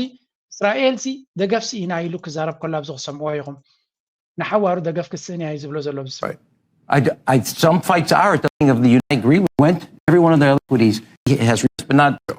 I wouldn't know what that means unless it's real. I wouldn't know what. Then it rejected a measure. Stake for it. We have similar interests, but they're not 100% aligned. No, of course. The Senate rejected a measure to block the sale of military equipment to Israel. I wouldn't know what that means unless I stopped and thought about it. What it means is this is a Democratic idea. This is Bernie Sanders. This is the Democrats wanting to stop. And this is not charity to Israel. This is the sale of military equipment. This is the Democrats saying. ኣብ ዴሞክራትስ ከዓ እንታይ ገይሮም ዝኾነ ኣፅዋር ናብ እስራኤል ከይሽየጥ ጀኖሳይድ ትገብር ኣላ ብምባል ኣብ ዝገበርዎ 6 ሰባት ጥራይ ክኽልክልዎ መሪፆም እምበር ብዙሓት ካብቶም ዴሞክራትስ ንእስራኤል ኣፅዋር ከይሽየጥ ኣላ ዝብል ቢል ደጊፎሞ ነይሮም እዚ ማለት ድማ እስራኤል ቢግ ደንጀር ይመፃ ከም ዘሎ እዮም ዝዛረቡ ዘለዉ እስራኤል በአሜሪካ ተጸልያላ እዚ ሕጂ ዝግበር ምርጫ ድማ መርአያ ናይቲ ተጸላእነት ናታ እዮም ዝብሉ ዘለዉ ብዝኾነ ኣብ መንጎ ኣሜሪካን እስራኤልን ናይ መወዳእታ ፍቅሮም በዚ ትራምፕ ክውዳእ ከም ዝኽእል ዝግምቱ ብዙሓት ኣለዉ ይግበረሎም እዚ ፍቅሪ እዚ ፍቅሪ እዚ ሓደጋ ዝኾነ ፍቅሪ ስለ ዝኾነ እንተድፋትሑ ፅቡቅ ነይሩ ኣብ መንጎ ኣሜሪካን እስራኤል ዘሎ ዝምድና ናብ ንቡር ዝምድና እንተድመለስ እዚ ኣሜሪካ መጋበርያ ናይ እስራኤል ኮይና ትገብሮ ዘላ ሓደጋ ሃገራት ትዕንዎ ዘላ ከብቅዕ እንድሕር ኮይኑ ኣብ መንጎ እዚአን ክልተ ሃገራት ፍትሕ ከጋጥም ክኽእል ኣሎ ናተን ፍትሕ ድማ ኩሉ ሰብ ይፅበዮ ዘሎ ምናልባት ግዜ ናቱ ዝኣኸለ ይመስል ኣሎ ሕጂ እዚ ኩነታት እዚ ንቀርኒ ኣፍሪካ ብኸመይ ክፀልኦ እዩ እዚ ኩናትን ወረብ ኩናትን ኣብ ቀርኒ ኣፍሪካ እንታይ ትርጉም ኣለዎ ናብ ገፅና ንኸይድ Now to Ethiopia, where concern is growing after the suspected abduction of journalist Million Beyene. Addis Standard's managing editor was taken from the magazine's newsroom by unidentified men on Wednesday morning. The Committee to Protect Journalists called on Ethiopian authorities to do everything in their power to locate and free Million Beyene. Tom Kennedy has the details. ከም ትሪእዎ ዘለኹም ብልፅግና ኣብ ልዕሊ ጋዜጠኛታት ዝወስዶ ዘሎ ስጉምቲ ሓደ ጋዜጠኛ ናይዚ ወይ ከዓ ማኔጂንግ ዳይሬክተር ናይቲ ኣዲስ ስታንዳርድ ዝበሃል ኣዲስ ስታንዳርድ ኤርትራ ብተደጋጋሚ ትኸሶ ዝነበረት ናይ ፕሮፓጋንዳ መሽን ኣንጻር ኤርትራ ብዙሕ ካምፔን ዝገብር ዝነበረ ንብልፅግና ዘመጉስ ዝነበረ እዩ ሳሕቲ ነቲ ብልፅግና ሓቅታት ስለ ዝዛረበ ዝነበረ ብዙሕ መጠንቀቕታን ላይሰንስ ምምንጣልን ብዙሕ ምፍርርሃን ኣብ ልዕሊኦም ክገብር ድሕሪ ምፅናሕ ነቲ ማናጀር ናቶም ካብ ኦፊሱ ጨውዮም ከም ዝወሰድዎ ናበይ ከም ዘእተውዎ ድማ ኣይፍለጥን እዩ ዝበሃል ዘሎ ሓያለ መዓልታት ገይረሎ It's hours since Million Beyene was kidnapped from the Addis Standard newsroom. CCTV footage showed masked men enter the building and escort him out, saying that he was needed for questioning, but his whereabouts remains unknown. Addis Standard has made efforts to try to locate him, but both the Addis Ababa police and the federal police both deny that he is in their custody. I've been in contact with the editor-in-chief of the Addis Standard, Jonas Kedia, and he was supposed to meet with me today for an interview about this, but on Thursday evening, Million Beyene's phone was briefly turned on at 10 p.m. and now the editor-in-chief of the publication has been drastically, along with Beyene's sister, trying to geolocate their colleague and friend. ከም ትሪእዎ ዘለኹም ናይ ብሓቂ ዘገርም ምዃኑ እቲ ዘጋጥም ዘሎ መጭወይቲ ኣብ ልዕሊ ጋዜጠኛታትን ሚድያ ፐርሶናሊትን ኣብ ዝበነ ብልፅግና ከቢድ ከም ዝኾነን ነቲ ቀንዲ ሓላፊ ጨውዮሞ ዘለዉ እቲ ፖሊስ ናይቲ ከተማ ይኹን ናይ ፌደራል ምሶም ከም ዘለውን ይነግሩ የለውን ስለዚ ሲሲት ብካሜራ ክወስድ ካብ ኦፊሱ ክውሰድ ከሎ ዘርኢ ስእሊ ኣሎ ኣበይ ከም ዘእተዎ ክሳብ ሕጂ ኣይፍለጥን ዘሎ እቲ መንግስቲ ድማ ክትሓባበር ኣይደልን እዩ ዘሎ እዮም ዝብሉ ዘለዉ ኣብ ልዕሊ እውን እንተኾነ ካልኦት ኣባላት ናይቲ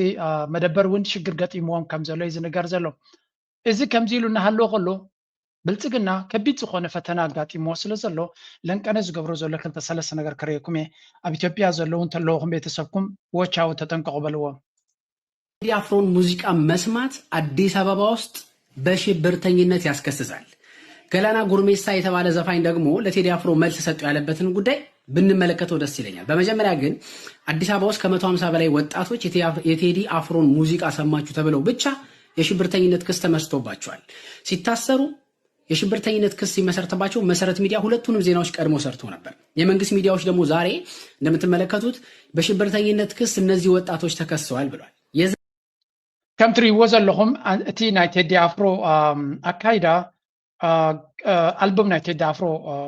ብዙሕ ፀገም ፈጢራ ስለ ዘላ ብልጽግና ብዝተፈላለየ መንገዲ ክምክታ ዝፍትን ዘሎ ምክንያቱ እታ ደርፊ ስምዒት ናይ ህዝቢ ትትንክፍ ስለ ዘላ በቲ ደርፊ እቲ ምልዓዓል ናይ ህዝቢ ክካየድ ይኽእል እዩ ካብ ዝብል ፍርሂ ነታ ደርፊ ዝሰምዑ ዘለዉ ሰባት ግብረ ሽበራ ወይ ምልዓዓል ናይ ህዝብን ብግብረ ሽበራን ከሲሱ ይኣስሮም ከም ዘሎ እዩ ዝንገር ዘሎ። መዓት ሰባት ድማ ብኸምኡ መንገዲ ንሕማቕ ነገር ንምልዓዓል ኣብዚ መሰረት ሚድያ ዝበሃል እውን ፅሒፉ ውፅኢዎ ነይሩ። ሓንቲ ካብተን ዝተኣሰረት ጓሎም ዓው ኣቢላ ነታ ደርፊ ክትሰምዕ ከም ፀንሐትን ካብኡ መፂኦም ከም ዝወሰድዋን ቀልጢፋ ተፈቲሻ ተሓቲታ ክትምለስ ምዃና ንኣቦኣ ከም ዝነገርዎን ድሒሮም ከም ዝነገርዎ ግን ብዘይ ምልዓዓል ናይ ግብረ ሽበራ ወይ እውን ናይ ናዕቢ ምልዓዓል ተኸሲሳ ከም ዘላ እዮም ነጊሮሞ ዘለዉ ነቲ ኣቦኣ ማለት እዩ። እዚ ማለት እንታይ ማለት እዩ? እቲ መንግስቲ ንቴዲ አፍሮ እቲ ኣልበም ናይ ቴዲ አፍሮ ነቲ ዘሎ ፀገም ስለ ትዛረብ ዘላ እቲ ህዝቢ ድማ ኣብ ኣኽር በፂሕዎ ስለ ዘሎ ንእሽተይ ስምዒት ንኩሉ ኣብ ሓደ ከተምፅኦ ትኽእል እሞ ከምዚ ትንስእ ክገብሮ ዝኽእል ጉዳይ ስለ ዘለዎ ኣመና የፍርህዎ ዘሎ እንዳትስ ዋይ እንታይ ይገብር ኣሎ ብልጽግና ነዚ ናይ ካሴት ናይ ቴዲ አፍሮ ሓደ ካብቲ ዘፍርሆ ንሱ ስለ ዘሎ ብኩሉ መንገዲ ክምክቶ እያ። ብድሕሪት ብዙሕ ክበክም እየ ብኸመይ መንገዲ ብካድርታቱ ብፓስተራቱ ገይሩ ነዚ ጉዳይ እዚ ክምክቶን ጠጠው ከብሎ ይፍትን ከም ዘሎን ዳርጋ ናበይ ገጾም ክወስድዋ ድልዮም ኣለዉ ኣብ መንጎ ኦሮሞን ኣምሓራን ምዃኑ እዚ ጉዳይ እዚ ድማ ናበይ ገጾም ምክንያቱ ንሱ ናይ ኦሮሞ ስለ ዝኾነ ብኣምሓራ ከምኡ ገብርዎ ኣለዉ ዝብል ናራቲቭ እውን ክህብዎ ፈቲኖም ኣለዉ። we are just witnessing a very historic moment እዚ ጉዳይ እዚ ናበይ ገጹ ክኸይድ ይኽእል ብዛዕባ ቴዲ አፍሮ ሰፊሕ ዝኾነ መደብ ክህልወኒ ኣብ ድሕሪት ምክንያቱ ኣብ ፖለቲካ ዓብ ተራ ክህልዎ ከም ዝኽእል እዩ ዝንገር ዘሎ። እቲ ምዕራባዊ ሚድያ ግን በብግዚኡ ወይ እውን እዚ ናይ እንግሊሽ ሚድያ ዶናልድ ንኣብይ ኣሕመድ ጉደ ካብ መውፃእ ዓዲ ይወዓልና ኣሎ። Travel lists that you see out there that recommend you places to go. This is a map of Ethiopia as it stands. I took it from the Canada Travel Advisory site from the government, and it is very accurate. You see how it's covered in either orange or red. The only yellow part is the increased caution exercise, increased caution. That's Addis Ababa, which is the capital. I'm sure you've seen lots of reels of the shiny skyscrapers and the modern sites, and iShowSpeed was there, and it was lovely. But in the countryside is not safe. There are multiple ethnic conflicts that are raging, have been raging. ኣብ ካልእ ሃገር ተዝኸውን እዚ ካልእ ድምፂ ምፈጠረ ነይሩ ግን ኣብ ኢትዮጵያ ክሸፍኑላ ስለ ዝደልዩ ከም ትሪእዎ ዘለኹም እንታይ ይገብሩ ኣለዉ? እዚ ትራቨል ዳይሬክተር ዝበሃል ናብዚ ሃገር ዝገይሽን ዘሎ ነፍሲ ወከፍ ሃገር ንዜጋታቱ ዘውፅኦ እዩ። ናይ ካናዳ ዘውፅዎ እንተሪኢኹሞ ካብ ብጫ ትበሃል ዘይትረብታ ካርታ ብጫ ኣላ ንሳ ጥራይ ኣብኣ ቦታ ጥራይኹም ክትንቀሳቐሱ ትኽእሉ እቲ ካልእ ኩሉ ዴንጀር እዩ። እቲ ቀይሕ ድምቕ ዝበለ ኣቮይድ ኦፍ ኦል ትራቨል ንዝኾነ ይኹም መጓዓዝያ ክትከዶ የብልካን። እቲ ካልኣይ ንኣዝዩ ኣገዳሲ ናይ ኣገዳሲ ጉዕዞ እንተዘይኮይኑ ከይትኸዶ እቲ ሓውሲ ኣራንሾን ዝመስል ዘሎ ብጫ ኣብቲ ካርታ ደሊኻ ክትረኽቦ ዘይትኽእል ኣብኡ ጥራይኹም ኣብኡ እውን ተጠንቂቕኩም ከይዲ ቀጠልያ ኣይኮነን ኖርማሊ ቀጠልያ እዩ ዝኸውን ሰላም እንተኮይኑ ኤርትራ ንደረኻ እጅ ቀጠልያ ብሉ። ስለዚ እንታይ ኢና ንርኢ ዘለና ብልጽግና ከቢድ ዝኾነ ናይ ሴኪሪቲ ፌይለር ኣጋጢሞ ከም ዘሎ ብዓለም ደረጃ እውን ተፈሊጡ ኣሎ እቲ ጉዳይ ናቶም። እዚ ድማ ሃገሩ ሴኪሪቲ ናይ ዓዱ ከውሕስ ኣይከኣለን። ካብዚያ ጉዳይ እዚያ ክወፅእ እንተፈተነ ድማ ከም ዝሪእዎ ዘለኹም ኣብዚ ቅድሚት ከርእየኩም ፀናዕኩ መጭወይቲ ናይ ጋዜጠኛታት ብፍላይ ድማ ምስ ምዕራባዊ ዓለም ኮኔክሽን ዘለዎም ጋዜጠኛታትን ኤግዜኪቲቭ ዳይሬክተርስን ናቱ እዚ ትሪእዎ ዘሎም እንጂ ኤዲተር ኢን ቺፍ ናይቲ ኣዲስ ስታንዳርድ ዝበሃል ዝነበረ ተጨውዩ ዘሎ ዝበሃል ዘሎ እዩ። ኢትስ ጀስት ብልጽግና ትዝኸፈ ውጥቀት ብኩሉ መኣዝን ውጥቀት ድማ ብኩሉ ይድመፀካ ብሓደ መንገዲ ጥራይ ኣይኮነ ዝመፀካ ብብዙሕ መንገዲ ይድመፀካ ኣብ ውሽጢ ዓዲ እውን ኣብዚያ እውን ስምዕዋ ለብልጽግና ነው ጥያቄ ያለኝ። እንደው ዛሬ በትግረኛ ሰላምታ ስታቀርቡ ድፍረታችሁ በጣም አስገርሞኛል። ምክንያቱም በትግረኛ ተናጋሪዎች ላይ እልቂትን ያወጃችሁ አትመስሉም ከጥቂት ዓመታት በፊት። አሁንም ያንን እያረጋችሁ አትመስሉም ዛሬ በትግረኛ ሰላምታ ስታቀርቡና እውነት ይሄንን ድፍረት ከየት ነው ያመጣችሁት እናንተ? ቋንቋን እናንተ በምን መልኩ ነው አክብረን አስከብረናል የምትሉት? ህገ መንግስትንስ በየት በኩል ነው አክብረን አስከብረናል የሀገሩን ሉዓላዊነት አክብረን አስከብረናል የምትሉት? እናንተ እኮ በተደጋጋሚ የኢትዮጵያ ሉዓላዊነት ጭምር ስትደፍሩና ስታስደፍሩ የነበራችሁ ፓርቲዎች ናችሁና በምን አይነት ሞራል ነው ስለ ቋንቋ የምታወሩት? በትግረኛስ እንደው የማውራት ሞራሉን ከየት አመጣችሁት? ስለ አማርኛ ማንሳት እንችላለን። በዚህ እየመረጣችሁ እዚያ ትሪዋ ዘለኹም ምስጢረ ስላሴ ተአምራት እያ ትበሃል ሓንቲ ካብቶም ኣብቲ ምርጫ ናይ ብልጽግና ክሳተፉ ምዃኖም ቀሪቦም ዘለዉ ካንዲዴትስ ግን ብዙሕ ሕቶታት ኣብ ልዕሊ እቲ ምርጫ ዘለዎም ነቲ ብልጽግና ዝበሃል ድማ ሓንቲ መደብ ገይሮም ነይሮም ቋንቋታት ናይ ኢትዮጵያ ክብሪ ክወሃቦም ዝግባእ ከም ዝኾነ ገለመለ ንዑ ነቲ መኽፈቲ ናይቲ ዲቤት ድማ ሰላምታ ብትግርኛ ብዓፋር ብገለመለ ብኩሉ እናገበሩ ይገብርዎ ነይሮም። እንታይ ትብሎም ኣላ ኣቶም ብልጽግና ረሲዕኩም ዲኹም ታብ ልዕሊ ተጋሩ ትዛረብዎ ዝነበርኩምን ትገብርዎ ዝነበርኩምን ዝፈፀምኩም ገበናትን ሎሚ ዳ ግምጥል ኢልኩም እታ ቴሌቭዥንኩም ብዛዕባ ተጋሩ እንታይ ትዛረብ ዝነበረት ሎሚ ዲ ተረዲእኩም ተጋሩ ኢትዮጵያውያን ምዃኖም እሞ ቋንቋ ናቶምን መሰል ናቶምን ዘገድስ ምዃኑ ሎሚ ዲ ተረዲእኩም እናበለት ዳርጋ እዝኖም ደጊፋ እያ ተስምዖም ዘላ። ሓንቲ ካብቶም ነዚኣ ዘይኣሰራ ምክንያት እውን ምርጫ የካይድ ስለ ዘሎ እንተወሓደ ቻሌንጀር ኣለውን ንኽብል ኢሉ ገዲፍዋ ዘሎ እምበር I think or ነዚያ ከ10 እንተዘይኪሉ then there is a double game ምክንያቱ she might have a game ከምዚ ምሻሎ managed opposition ዝበሃል ኣሎ ተቃውሞ ክገብር ግን ማኔጅ ክትገብሮ ትኽእል ዓይነት ማለት እዩ። እዚ ኣብ ፖለቲካ ናይ ኣሜሪካ ይረአዩ ብዙሕ ግዜ ኣብነት ክበኩም እየ። እዛ ሰብ እዚኣ ከምኡ ማለት ኣይኮንኩም ግን let me show you one thing ንእሽተይ ክርዳእኩም ኣብ ፖለቲካ ኩሉ ግዜ ዝቃወም ዘሎ ሪል ፖለቲካ ዝኣተወ ወይ ፀገም ደብል ዘሎ ከይመስለኩም ሓደ ግዜ ማኔጅድ ኦፖዚሽን ኣለዉ ደይመደ ኢሎም ጌም ከም ጌም ተቃዋማይ ገይሮም ደምፅዎ ኣለዉ። there was this listen to this one. How much do you guys know about Jared Kushner? Ivanka's husband, he's on the Saudi payroll for $2 billion. Did you know that? And now he's leading American diplomacy in the Middle East, apparently while at the very same time asking princes and sheikhs across the Arab world to give him billions more. How much? ሕጂ ከም ትሪእዎ ዘለኹም እዚ ሓደ ሰኔተር ናይ ጆርጂያ ትበሃል ስቴት ናይ ኣሜሪካ እዩ። ዴሞክራት እዩ። ንመን ይነቅፍ ኣሎ? ሓቀኛ ነቐፌታ እቲ ነቐፌታ ንጃረድ ኩሽነር ዝበሃል ብዶናልድ ትራምፕ ሰብኣይ ጓሉ ነዚ ናይ ናሽናል ሴኪሪቲ ኣማኻሪ ተባሂሉ ነዚ ጉዳይ ናይ ምስ ኢራን ኔጎሽተር ካብቶም ኔጎሽሽን ክገብሩ ዝመርሑ ዘሎ ተባሂሉ ዝኸይድ ዘሎ ምስ ስቲቭ ዊትኮፍ ዝበሃል እዩ። እዚ ሰብ እዚ ኣብ ቀዳማይ ምሕደራ ናይ ዶናልድ ትራምፕ ኣማኻሪ ናይ ናሽናል ሴኪሪቲ ኣድቫይዘር ስለ ዝነበረ ካብ ስልጣኑ ምስ ወፀ ካብ ስዑድያ $2 ቢልዮን ኣብ ትካሉ ኢንቨስት ገይራተሎ $2 ቢልዮን እዚ ብልሽውና ይትቆፀር ስልጣን ስለ ዝነበረ ንስዑድያ ዝኸውን ፖሊሲ ስለ ዝገበረ ድሕር ካብቲ ስልጣን ምስ ወረደ እዩ ዝኽፈሎ። ሕጂ ድማ ዝኾነ ይኹን ናይ መንግስቲ ስልጣን የብሉን። ዶናልድ ትራምፕ ግን ኣብቲ ስልጣን ኣምፅይዎ ዘሎ ምንታን ነተን ሃገራት ዓረብ ዝኾነ ነገር ክገብረለን ኣብ ስልጣኑ ካብ ስልጣኑ ኣቦኡ እዚ ሰብኣይ ዝሓሙ ካብ ስልጣን ምስ ወረደ ድማ $5 ቢልዮን ኢንቨስት ክገብሩሉ ይሓትት ኣሎ እዩ ዝበሃል ዘሎ። ናው ደቁ ንዶናልድ ትራምፕ ክልቲኦም ናይ ድሮን ካምፓኒ ገዙ ቅድሚ እቲ ኩናት ምንታን ኢማራትን ካልኦትን ክገዝኡሎም። ስለዚ እንታይ ማለት እዩ ትብልሽውና ከምዚ እንታይ ዝብሎ ኣብዚ ብልሽውና ረይዎ እንታይ ይብል ክዛረብ Defense fund before Iran attack. I tell you what,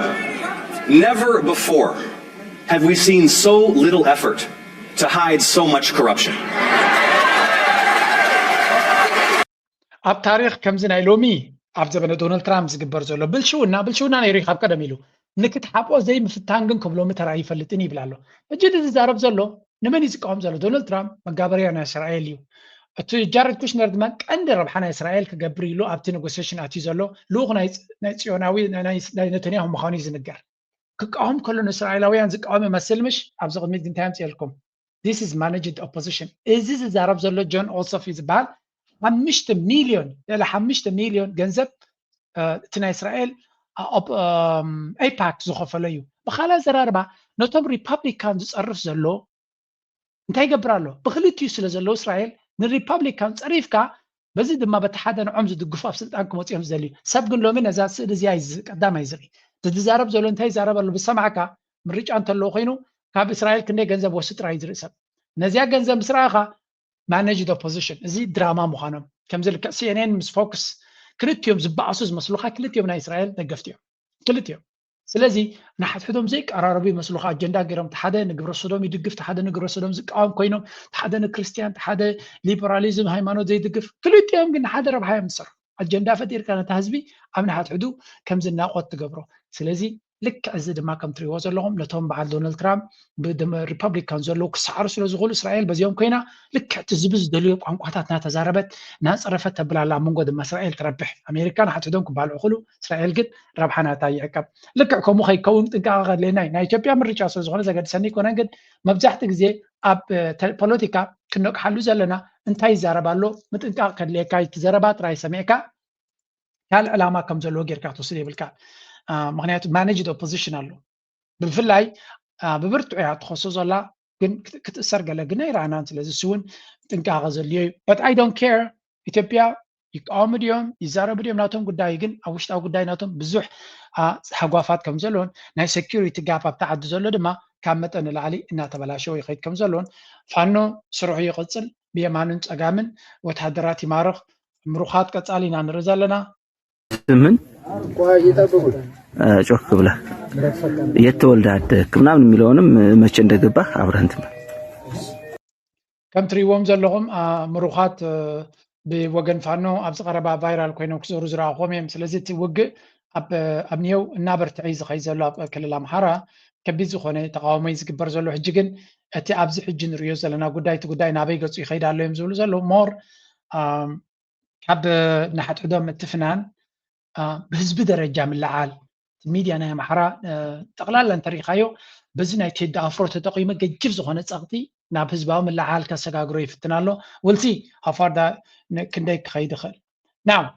إثيوبياويان حدا قد داس زربا كرجاجو من لا جميرو مالو 120 ሚሊዮን በላይ ህዝብ ጣፈንታ በሌሎች እጅ ላይ ሊወድቅ ይችላል 95% ንግዳችን በባህር ላይ ሆኖ የራሳችን የባህር በር አለመኖሩ ለሀገራችን ህልውና ትልቅ ስጋት ነው ምክንያት አንድ የባህር ኃይል ደህንነት ታዋቂው ስትራቴጂስት አልፍሬድ ማሃን እንደሚለው ታላቅ ሀገር ለመሆን ሉዓላዊ የባህር በር ግድ ነው የንግድ መስመራችንን የመጠበቅ ወታደራዊ አቅም ከሌለን ሀገራችን ለማንኛውም ድንገተኛ መታፈን አሳልፋ ትሰጣለች ባህር በር ባለቤትነት ማለት የደህንነት አድማሳችንን ማስፋትና በቀጠናው ውሳኔ ሰጪ መሆን ማለት ነው ምክንያት ሁለት የኪራይ ፖለቲካ ቁጥሮቹ ይናገራሉ ኢትዮጵያ በየአመቱ ለወደብ ኪራይ ብቻ ከ2 ቢሊዮን ዶላር በላይ ታወጣለች كم تريبو زلهم تحقراو تلفزيون توم عبيتا سبوتن نايفت جبحر دزارب زنبوري اكسبرتس فتي مسبزر يوم سنه دسانو اسكت صبغاتا والد غيرنا صبوك كدان تخدينا كم زي تيك توك فورمات غيرن دزاربا بوس كنفتن كوندو خون نتمنسي ناي مقبن ناي ندادن ناي من عبرون حسيمو زلوسي ببحري لنا ابو نتو نخون كابزبل تبقيسهم كل عينة فتنا يزقبر زلو and they are trying every trick on the book كل تريكس يتفتن زلو تبيلون خسر لنا اب ايران زقات ام صقم زوش مت حرموس اللي تعصوي نحنا وريدنا زلو شجرنا يندادي ابتق بحر سلا زي بلنا نزي شجر كاب ايران زقات ام كفتحت خوينو دما ايقد ناتنا نحنا نقاصر ابتق بحر كلونا له برايم مينستر ابي احمد بزعبا بحر زبلو زنبري ازيا قداسيو اقدم النبي سلا زخونه دما متر ايد زارب نيريم زبلو زلو أفتح بحر زلون هجرات كلها من أين دادت أجمع أب تنزانيا بنداد تشجرون كم زلون أب كالون أب كينيا تشجرون كم زلون أب سوماليا تشجرون كم زلون أب السودان تشجرون كم زلون أب قبطي تعبي أفتح بحر زلون أين دادت أجمع قاتمون كم زلون يفلتيهم but these people are either they are stupid تدي يكونوا نات propaganda ماشين ناتهم stupid بخمسي سب مايم مقبن أبجزو خلص ينزلوا من عبرنا يعدوا كفي وزلوا بزين أجر كم بلايكني كلايكا سوماليا سي by the way እዚኣ ሞ ከስማዓኩም ከተሓዛ ስለ ዝኾንኩ follow directly. Since the war started and the strait is closed, Ethiopia has been in a severe fuel shortage. The Minister of Trade confirmed that more than 180,000 tons of fuel couldn't be delivered. Daily diesel supply was cut almost in half, from 9.2 million to 4.5 million liters. The government is now prioritizing fuel for essential vehicles only and has asked the population to use fuel sparingly and, where possible, travel on foot. Construction has slowed or stopped. Factories are scaling down. Logistics chains are breaking down. And here's the thing about why Ethiopia is so exposed to this. It used to buy fuel. እንታይ እዮም ዝብሉ ዘለዉ ኢትዮጵያ ኣብ ትሕቲ መርሕነት ናይ ብልፅግና ከቢድ ወጥሪ ናይ ነዳዲ ኣጋጢምዋ ከም ዘሎ ንኣብነት ኮንስትራክሽን ጠቕላላ ጠጠው ከም ዝብል ተገዲዱ ኣሎ ምክንያቱ ህንፃ ብዙሕ ነዳዲ ይወስድ ካልእ ኩሉ ዓይነት ሎጂስቲክስ ክዝሕትል ከም ዘለዎ ስራሓት ጠጠው ክብሉ ከም ዘለዎም ነቶም ኣገደስቲ ዝኾኑ ጥራይ ነዳዲ ክወሃብ ከም ዘለዎን ህዝቢ ብእግሩ ክኸይድ ኣለዎ ካልእ መንገዲ ክፈጥር ኣለዎ ብዙሕ ከበድቲ ውሳነታት ንክገብር ይግደድ ኣለዎ ኣብ ሙሉእ ኣፍሪቃ ዳርጋ እቲ ዝኸበረ ናይ ነዳዲ ወይ እውን እቲ ዝዓበየ ወጥሪ ናይ ነዳዲ ኣብ ኢትዮጵያ እዩ ተጋጢሙ ዘሎ ስለዚ ኢትዮጵያ ጥራይ ኣይኮነትን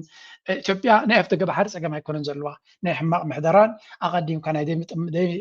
ዘይምግማትን ካልእ ድማ ፅቡቕ ዝምድናታት ዘይምህላውን ዝፈጥሮ ሽግር እዩ በዚ መንገዲ ድማ ብልፅግና ነታ ሃገር ኣብ ከቢድ መዋጥሪ እትይዋ ከም ዘሎን ሃገር ኣብ ጠልጠል ዝበለ ደረጃ በፂሓ ከም ዘላን እዚ ኩናት እዚ ናብ ዝገደደ ኩናት ተቐፂሉ እቲ ናይ ኢራን ማለት እዩ trust me ብልፅግና will have a big problem ከም ትሪዎ ዘለኹም ኣብ ዝብልዎ ዘለዉ እቲ መርሕነት ናይ ብልፅግና መፍትሒ የብሉን ነዛ ጉዳይ እዚኣ ክፈትሓ ይክእልን እዩ ብዙሕ ነገር ዳይቨርሽን ታክቲክስ ነቲ ዘሎ ፀገም ናይ ህዝቢ ዳይቨርት ንክገብሮ ኩሉ ዓይነት ድራማታት ይትፍትን ዘሎ ኩሉ ዓይነት ሰፊሕ ፕሮፓጋንዳ ብሚድያ ከምዚ ናይ ልምዓት ፕሮጀክታት ይምረቕ ከም ዘሎ ሕርሻታት ናይ ንፋስ ይገብሩ ከም ዘለዉ ኤሌክትሪክ ካርስ ክእትዉ ይፍትኑ ከም ዘለዉ ኩሉ ነገር ግን ነቲ ብዝሕዝብ ኣለና ኢሎም ዝጀሃረሉ መፍትሒ ክኾነ ዝኽእል ኣይኮነን ስለዚ ኮሪዶር ልምዓት ዝገበርዎ ናይ ብሓቂ ጌጋ ምዃኑ እውን ይርድኦም ኣሎ ምክንያቱ ብምሉእ እቲ ዝገበርዎ ልምዓት ቱሪዝም እዩ ገንዘብ ብቱሪዝም እዩ ከምፃሎም ዝኽእል እንታይ ከንብል ፀኒና ጄት ፊውል ናይ ነዳዲ ዋጋ ስለ ዝወሰኸ ቱሪዝም ዝበሃል ፓራላይዝ ትኸውን እዩ ስለዚ ምንጭ ናይ እቶቶም ዝነበረ በቲ ናይ ኢትዮጵያን ኤርላይንስ ብዓብዩ ሓደ ብነዳዲ ክብሪ ጥራይቲ መክሰቦም ክጎድል እዩ ካልኣይ ድማ ሰብ ክንቀሳቀስ ኣይኮነን ምክንያቱ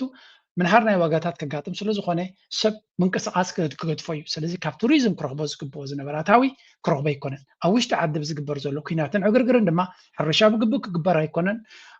ድፍዒ ኣቱ የለን እንተኣተወ እውን ኣብ ቦቱ ክበፅሕ ናይ ሎጂስቲክስ ፀገም ኣሎ ስለዚ you can just name how many reasons እቲ ብልፅግና ዓብይ ትራብል ከም ዘለዎ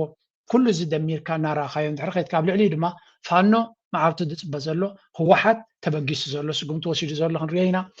ሱዳን ብዓብዩ ንግሆ ምሸት እንትኸሶ ዘላ ካብ ኩሉ ንላዕሊ ድማ ካብ ኩሉ ንላዕሊ ንብልፅግና ተገድሶ ከስማዓኩም እየ ክልተ ነገር ከስማዓኩም እየ ሓደ እታ ንዕዑ ኣጆኻ ክትብሎ ትኽእል ወይ እውን ከተትሕኖ እትኽእል ዝነበረት ሃገር ገጢምዋ ዘሎ መኽረየኩም እየ and then from that you can make your own mind. Where was that video, man? That's what my friend Kim told me today when she left Dubai early this morning on one of the sporadic flights that Emirates is operating out of Dubai.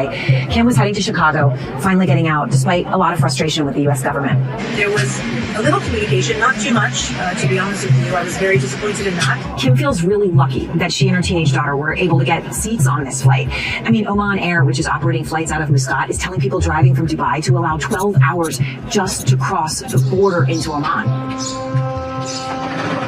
This war is forcing Kim to leave a place that she's lived for 30 years. ሕጂ ኣብዚኣ ትሪእዋ ዘለኹም ጓል እዛ ሰበይቲ ማለት እዩ መጀመርያ ብዙሕ ቪድዮታት እንደ ክቅረበልኩም ሓሲበ ነይረ እዛ ቪድዮ እዚኣ ካብ ሜይንስትሪም ሚድያ ዝመፀት እያ ብኻልእ ዘራርባ ሜይንስትሪም ሚድያ ንዱባይ ክከላኸለላ ብዙሕ ዝፅዕር ዘሎ እዩ ኤቭሪቲንግ ኣብዚ ትሰምዕዎ ዘለኹም ጉዳይ እቲ ዝኸፍአ ክፋል ናቱ ትሰምዕዎ የለኹምን ናይ 30 ዓመት ኣብ ዱባይ ዝገበረት ሰብ እያ እዚኣ ደቃ ወሊዳ ዘዕበየት እያ ንዱባይ ጠቕሊላ ከም ዝገደፈቶ እዩ ዝንገር and I think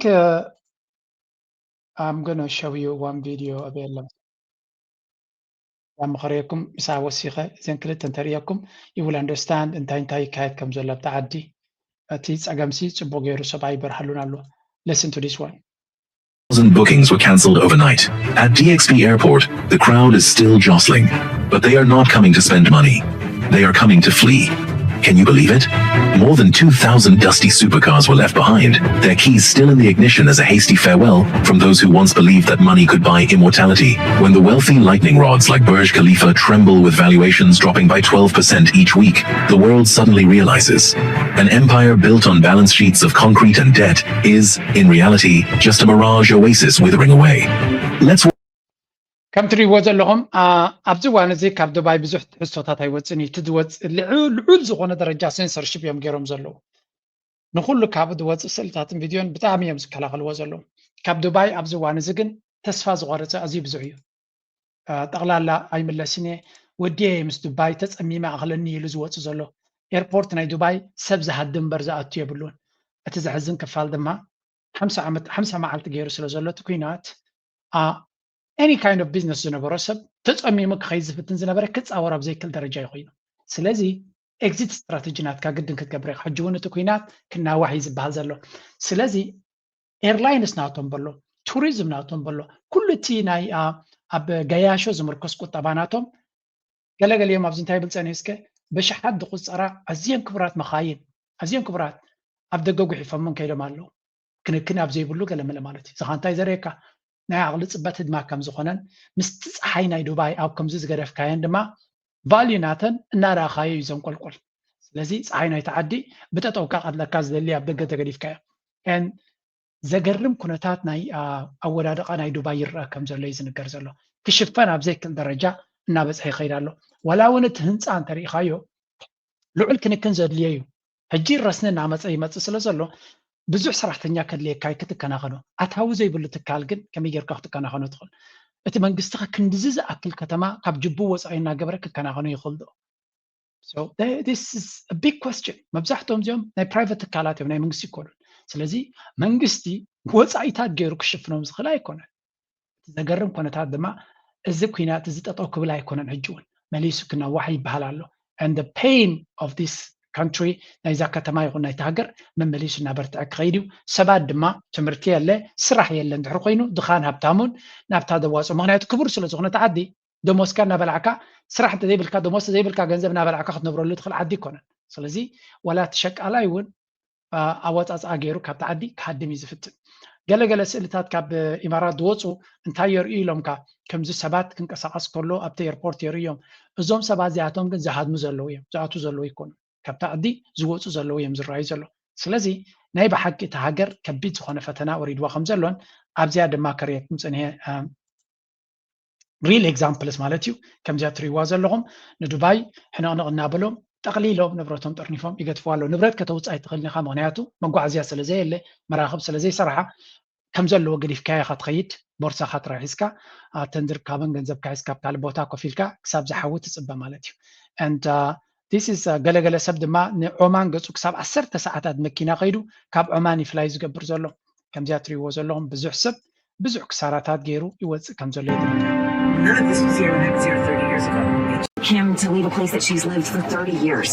a place that's home, the place she raised her 3 children, where they went to school. It is home. Kim filmed the Burj Khalifa on her way to the airport. I take that picture, I take that video of the entire, but for Kim, at least right now, it's another goodbye. Grateful to leave, I'm sad to leave. I've called Dubai my home for the past 30 years, so it's been a bittersweet moment, but I know I'll be back. so ከም ትሪእዎ ዘለኹም ሓደ ብሓደ ሰብ ሓደ ከም ዝበሃል እቲ ጉዳይ ናይ ዱባይ ናብ ዝሕዝን ኩነታት ይኸይድ ኣሎ እናው ከምዚ ዓይነት ሽግር ገጢምዋ ዘሎ ሃገር ሰብ ክድንግፀላ ሰብ ድማ ክድግፋ ኢኻ ትደሊ ወል ኣብ ሶሻል ሚድያ እንድሕር ከይድካ ብግምጣል እዩ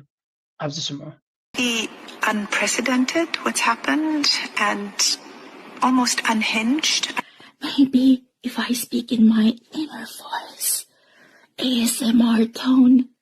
maybe it'll make the UAE's image a lot more softer and feminine. Maybe it will make people forget that Emirati UN women's rights representative who was all over the whispering about how everybody's so unhinged. Maybe it'll make everybody forget that the UAE sponsored a genocide by proxy in Sudan while looting its زعزن كوي زعقالسي تي منقسي إمارات نزيا سديد نديو قسيلا بزو تحط خونه دمسي بقى دنقات أناي دنقات أناي ناي عالم نخطركب لو ستقوم لانديو قسيلا نديا تزارب تايت ولا كم تانا دمسي غيرها ميبي سبز عليكم زلو تتقبروا زلهم رسح تكباراتن بحبوا بمنقد دعم سرعي يركم جونوسايد تكايدوا زلهم كشفافنو تفتنوا سلو زلهم كيكونوا صديقكم زلو سب ميبي بخمز منقد تشكعوا وسب كم زي اللي خردعكم زخللو منال بعد دو خمز غيرنا نشكعتوا لو دلو نفلط مخانا انتهي مالتي زي السب كل نقر فليت ومالو and this is the problem ني أبي أحمد كتحنو زخل ديكونة حيلي نبعلو نفسه كتحن كبيت فتنا قد يموزو الهجرين عن رزالنا من هالبات مزحجيز كهذا لو كينات ناي سودان تهايزهم دما بزحات نزقو دايزي بفتصم كرسع زي بلون إمارات دما حماق كقاط ما كم زلو زمنا يولا بزحات كتفلتو زلو. War enters its fourth year. An MEE investigation shines light on why it's still happening. Ethiopia is covertly supporting Sudan's paramilitary Rapid Support Forces, or RSF, from a national army base near the western city of Asosa. This is despite Ethiopia's Prime Minister Abiy Ahmed, pictured here with Sudan's leader, claiming neutrality in the war. And it's part of a wider web of international collusion in lucrative illegal trades through Sudan that have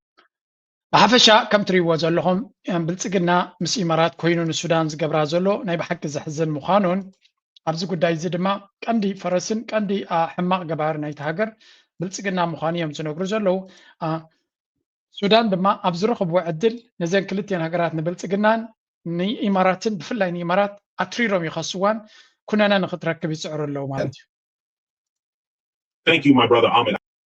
The Sudanese, one way or another, have not been able to stop this war and return to peace again. It is direct, and it is in its right place. The Sudanese have not been able to end this war so far because they are not alone in this war. The continuous Emirati support for the Rapid Support Militia still provides cover and political protection, and diplomatic support is also being provided to the Rapid Support Militia, which continues to further fuel or complicate the situation. If this war concerned only the Sudanese, there would not have been Emirati funding and armament, and Colombian mercenaries would not have been involved, nor would it have been inflamed to serve foreign interests. It would have ended by now. This has been documented by news reports, official reports from the U.S. government. كم زبلو زلو السودان سلمتاني تقداي كتفتحي كالة النزبل زربا مغنياتو سودان نبينا يكونت نتواقع زلا ببزح من قدي زحق زلو نايوز عيدا قف زلو حيلي بإمارات فاندت زخون زلو بأمريكا شفان زركب زلو بيوكي شفان زركب زلو بميديا محبو تغيرو لزلو بإثيوبياويانن بليبيا بلو بتشاد بلو بسنترال أفريكان ريبابليك بلو بكينيا بلو بأوغندا بلو بصوماليا بلو ببزح من قدي بدبوب سودان بلو إنا تدقفه نتكوينات كناوح زدل حيلي بجنزبنا إمارات زغلت زلو كوينا سلزخون السودان نزو قدايز بغالي كسعري كالتن by the way ناي أقدر متكعتين أبتي كردفان أبتي قبرو زلا سراويتنا السودان سبق عواتات يقونات أفكم زلو يزنقر كل زتري وزلهم دما أب وداينا السودان إثيوبيا ناي بحق زحزن تراحيزات انكساقس كم زلان هذا معالتي ناي تكله تقبرو زلا حما واقا خد كفلو له مخانا تقيمة متقاقيمة ميزارب له يتقول داي دما كساكن لي كبيت كم زخونين عنا قرزلنا كم زي لو أبزلو لقزي بلتقنا انتاي قبرا له بروباغاندا ناتو نبي يترازغنا وسكواس رايز قبر زلو ቀጥሮ ኢትዮጵያን ወቅቶ ባህር በርና ያሳጣንና አገር ያስገነጠለ ካዲ ነው። ኑ እንታረቅ ብሎ የፖለቲካ ድርጅቶችን በእርቅ መድረክ ጋብዞ በሬ አርዶ ያረደ ካዲ ነው። ሰሜን እዝ ላይ ደገመውም እሱ ነው። አሁንም በየቀኑ ይክዳል። የሆነ ኢትዮጵያ ውስጥ የተፈጠረ أبلي هو حد زلوا مصلي كقلت خلوا مرحتنا بلتقنا كل جزء أبزوا عنزي بلتقنا ترى يكون سوالاتهم بانداتات نيتجراي مش شعبية يوم زتحازوا مش بحر ما يتحازوا كلن زين دما زتحا حز علاماتات نحو حد بس بيتوبيا تسأل يوزنا برايو نوعو كم سأل غيرنا مستانا بحر جندنا دما نسيو كم تجنسال غير وان دحريلنا قرب دقف كان رغبة لنا خلينا سلازين هو حد كانت فوندلينا هو حدنا بحر نخدو زلنا من قدي أما من قدنا زلوا ينعو كن هرمن كن علنا زبل زربا سلو زلوا مسوا تعايزهم زقبروت أوتا تري ولهم زين بتوم بانداتنا تومون ዝደጋግሞ ዘሎ እቲ ጽልእ ድማ ተራ ጽልእ ከም ዘይኮነ ንኤርትራ መሊሱ ክበርሃላ ክኸላሎ እዚ ንነዊሕ እዋን እውን ክዝከር ዘለዎ እዩ ናይ ቲንክ ኣቃሊልና ክንሪኦ ዘይብልና እዩ ኣነ ንሽሙጉን እዮም ክጸልእዎ ዝነበሩ እዚኦም ምስ ከድሑንና እዮም ኢልካ ሓሲብካ ምስዚኣቶም ጽምዶ ኖት ኦንሊ ንገጾም ምርኣይ ንሽሞም ምልዓል እውን ክጽየፍዎ ዝነበሩ ታዝኸፍአት ስራሕ ወያነ ኢተዋና ወሊኦም ዝሓቱ ነይሮም ባይት በርቲ ግን እዚ 74 እዩ ቀይሕ ኮኸብ ንሕና ድሕና እዮም 77 ዓመተ ምህረት ግን ስደተኛታትና ብድርቂ ዝተጠውዑ ስደተኛታትና ንሱዳን ክኸዱ መገዲ ከልክሎም ዓጽዮም ብነፈርትን ብጥሜትን ዝሓዝሖም ጨካናት እዮም ካብናቶም ላዕሊ ግን ተምናሃትና እዮም ጨካናት ላዕቲ ሓንጊሩ ብጥሜት ሬሳ እውን ተሰኪሙና ኸደ ኣብ ልዕሊ ሬሳ ዝወሰኸሉ ሻዕብያ እዩ ሻዕብያ ዝበሃል ኣነ ንሽሙጉን ስለዚ እዚኦም ትሪእዎም ዘለኹም ከመይ ገይሮም ነቲ ኣብ ልዕሊ ሻዕብያ ዘለዎም ሻዕብያ ክብሉ ከሎ ባይ ዘ ወይ ርዱ እዩ ንህዝቢ ኤርትራ እዩ እዚ ምክንያቱ ኣዝዩ ብዙሕ ሰብ ሻዕብያ ብዙሕ ሰራዊት እዩ ዘለዎ what exactly are they indicating ሻዕብያ ምክንያቱ ንፕሬዚደንት ኢሳያስ ኮይኑ ብሽሙ ረቂሖም ክዛረቡ ምኻዱ ህግደፍ ክብሉ ይኽእሉ ነይሮም ሻዕብያ ጥራይ ክብሉ ምኻዶም እዚኣ ፅቡቅ ጌርካ ከተስዕረላ ዘለካ ግን ነዚኣ ኤግዛክትሊ ናይ መን ፕሮፓጋንዳ ብልጽግና ካድረታት ሙሉኦም ክዛረቡ ከለዉ ሻዕብያ ኢሎም እዮም ክነቕፉ ዝፍትኑ and it's consistent ምክንያቱ ምስ ብልጽግና ስለ ዘለዎ ነቲ ናይ ብልጽግና ኣጀንዳ ዘተግብሩ ንሪኦም ዘለና ኢና ስለዚ ኣብ ትግራይ ዘሎ ኩነታት ከመይ ገይሩ ምስቲ ናቱ ተፀጊዑ ይኸይድ ከም ዘሎ ኢና ንርኢ ዘለና እስከ ናብቶም ካልኦት ባንዳታት ካ ክንሰግር ብዙሕ ነገር ስለ ዘሎ ክነተሓዞ ምንታን ላይ ስትወጣ ቀላል ነው ከላይ ወደ ታች ስትወርድ ግን ይከብዳል ግን ዋናው ነገር እውነታ በጣም ነው የሚያሳዝነው ከጊዜ ወደ ጊዜ ይሻሻላል ብለህ ያው ትታገላለህ ብዙ ሐሳብም ትሰጣለህ ትጠብቃለህም በቃ ካምናው ዘንድሮ ይሻላል ከዘንድሮ ደግሞ ቀጣይ ይሻላል ብለህ ነው የምትጠብቀው ግን በተግባር ስታየው ግን በጣም እየተወሰነ ኃይል አለ በጦር ተደግፎ ፖለቲካውን የሚያስኬደው ሌላኛው ደግሞ የጊዜያዊ አስተዳደር አለ ጊዜያዊ አስተዳደሩ ደግሞ ያው አንደኛው በቃ አሁን ያለው ሁኔታ እንዲቀጥል ስርዓት አልበኝነቱ አሁን ያለው ስርዓት አልበኝነት ነው እንዲቀጥል እስከታች ተዋቅረዋል እነዛ ኮርነኝ ባሎቹ የሚባሉትም ደግሞ ጀነራሎቹ እንበላቸው ብቻ ወታደሮቹ እነሱ ደግሞ ዞን ተከፋፍለውታል ዞኑ ተከፋፍለዋል መዝረፍም በጣም አመቺ ነው ማለት ነው ትግራይ አይደለም ስለዚህ ይሄ ተፈጥሮ የተሰጠን ማንነት አሁን እነሱ የሚሰጡትና የሚከለክሉት ነው ከም ትሪእዎ ዘለኹም ናበብ ዓቕሞም መፂኦም ነቲ ጉዳይቲ ማራዮም ዘንበድብድዎ ዘለዉ ስለምንታይ እዩ እንድሕሪ ኢልካ ድማ ናይ ብሓቂ ኣብ ትግራይ ሓደ ነገር ተፈፂሙ ስለ ዘሎ ይሱ ኣብ ትግራይ ተፈፂሙ ዘሎ ሓደ ጉዳይ ንብልፅግና ዘሐጉስ ኣይኮነን ብፍላይ ድማ ነቶም ባንዳታት ናይ ብልፅግና ናይ ትግራይ ምስ ኣብ ዘለዉ ዝምችኦም ክኸውን ኣይክእልኒ ምክንያቱ ቦታ ክኸልኦም ዝኽእል ጉዳይ ስለ ዝኾነ እንታይ ከየጋጥም ኣሎ እንድሕሪ ኢልካ let's have እንታይ ያጋጥም ኣሎ ባዕሎም ዝብልዎ ዘለዉ ዜና እሞ ክንህብ because the internal dynamics ናቶም ክብድ ዝበለና ኮነ ይኸይድ ስለ ዘሎ እዩ ኣብዚ ንስማዕ أخل تجري شمت جزاهم من حدار عين قبلن قدم قبل زنبر من قستنا نبى نبربطو كن ملسينا قبل قريصهم اتهم بشم حفاش محبرات زوا ماكل تجري مجلس زوج زوا أكلات حزب تجرين ودب حوحتن من تسلام من قستهم أفريسهم تصاني حميم زبالو خينهم أبت مجلس يوم وعلى بريتوريا من قست فيدرال كم زفرسون قريصهم من قست فيدرال قبل على تجري داق ما يتنتهي في السماع له زبالة مجلسي قدم قبل زنبر بيت مخري دكتور دبرتيان زمرحة من قستن مملاس كم سرحهم قريصهم زلو صباح يكون لومي بنا شفت جزاهم من قستي عين مرحن بمبال نشمت بريزيدنت عدس ورده كم زي قبل دما أفليتهم علو قدم قبلون أبا زبا ماكل ሰራዊት ትግራይ ንዶክተር ደብረጽዮን መሪጽ ጀነራል ታደሰ ወረደ ንበይኑ ታሪፉ ተባሂልሎም ኣብ ከተማ አክሱም ሎሚ ዝተኻይደ ኣኼባ ካውንስል መኸተ ትግራይ ሓደሽቲ ዘደንጹን ወታደራዊ ምዕባለታትን ኣርእየሎም ናብ ሚድያና ዝተላኸ ኣብ መንጎል ዓለወት ኣዘዝ ሰራዊትን ፖለቲካ መሪሕነትን ዘሎ ፍልሊ ናብ ዘለዓለ ብርኪ ከም ዝደየበ ዘመልክቱ ሓበሬታታት በፂሖምና ኣለዉ ሎሚ ኣብ ከተማ ኣክሱም ኣባላት ማእኸላይ ኮሚቴን ላዕለወት ኣዘዝ ሰራዊትን ዝተረኸብሉ ካውንስል መኸተ ትግራይ ተኻይዱ ውዒሉ ኣሎ ኣብዚ ኣኼባ ጀነራል ታደሰ ወረደ ክርከብ ትፅቢት ይግበረሉ እኳ እንተነበረ ብዘይተፈልጠ ምክንያት ግን ኣብቲ ኣኼባ ከም ዘይተረኸበ እዩ ሓበሬታ ምእንታን ክበና ኢልና ኢና ትማሊ መፀዋዕታ ገይሩ ነይሩ ሚድያታት ፀዊዕ ነይሩ ወዲ ወረደ ካብኡ ካብ ዝኾነ ተደውልሉ ወይ ተፈለጠ መን ካብ ዝደውለሉ ሰሪዝዋ ሎማዓንቲ እውን ፀዊዕ ነይሩ ሎሚ እውን ሰሪዝዋ ፅባሕ ክፅውዕ ይኽእል ፅባሕ ክሰርዛ እዩ ምንም ጥርጥር የብሉን ካብ ትግራይ ወፅን እየ ዝበሉ ፅቡቅ ካብ ትግራይ ክወፅእ የብሉን ዝኾነ መንገዲ ታሲሮ ወፅዩ ታሲራ ከማን ነባራይ መቐለ ጀነራል ታደሰ ወረደ ዝብል ታሲራ ወፅዩ ናይ ቀበሌ ነባሪ ምዃኑ ኣረጋጊፁ ዝነበረላ ትግራይ 100% ማንም ዝድግፎ እዩ ፕረዚደንት ኮይንካ ክትነብረሉ ኣይትኽእልን ኢኻ ተባሃለ እምበር ካብ ትግራይ ወፅን እየ ዝበሃል ፖለቲካ ይነዝሕ ኣሎ ንፈልጦ ኢና ንሱ እውን ብቐዳፍታ መግለፂ ሰሚዕካ ኢኻ ካብ ትግራይ ክወፅእ ማንም እዩ ዝደልዮ ነገር የለን ኳ ወዲ ወረደ ማንም ዝነበረላ ትግራይ እያ ትድላይ ነዚኣ ድማ ከይወፅእ ድማ ትድኤፍ ስዑ ክሰርሕ ኣለዎ ትግራይ ወፅን እየ እንዳበለ ትግራይ ሓሚሱ ትግራይ ሰላማዊ ሰልፊ ገይረሉ ዓሚፀ ሕብራውን ዓብይ ገይረን ንእሽተይ ሕምስ ሕምስ ዘበልክዋ ከምዛ ሕዚ ተመልከትና ዘቕረብናዮ ናይ ክዳን ኣመነ ናይ ባይቶና ቦምበር ተዛረቡ ኣዲስ ኣበባ መቻችውለይ ኣነ ዝግበር ገይረ እየ ዝኽኣልኩ ማክሲማም ፃዕሪ ገይረ እየ ትግራይ ክሕምስ ስለዚ ሕዚ ኣዲስ ኣበባ ተቐበልኒ ኢኹም ሃብቲ ሓልውለ ኢኹም ህንፃ ሓልውለ ኢኹም ንምባል እዩ ዝበሎ እዚኣ ንትግራይ መጥቀሚ ትግራይ ተሒዝካ ከምዚ ዓይነት ፖለቲካ ትሽክተሉ ዘመን ምንታን ከብቅዕ ኣብ መቐለ ዘሎ ሰራዊት ትግራይ ሰራዊት ትግራይ ኣብ መቐለ ካብ መቐለ ይወፅእ ከምታ ዝበላ ካብ ትግራይ ወፅእ እየ ዝበላ ካብ ትግራይ ከይወፅእ ግበርዎ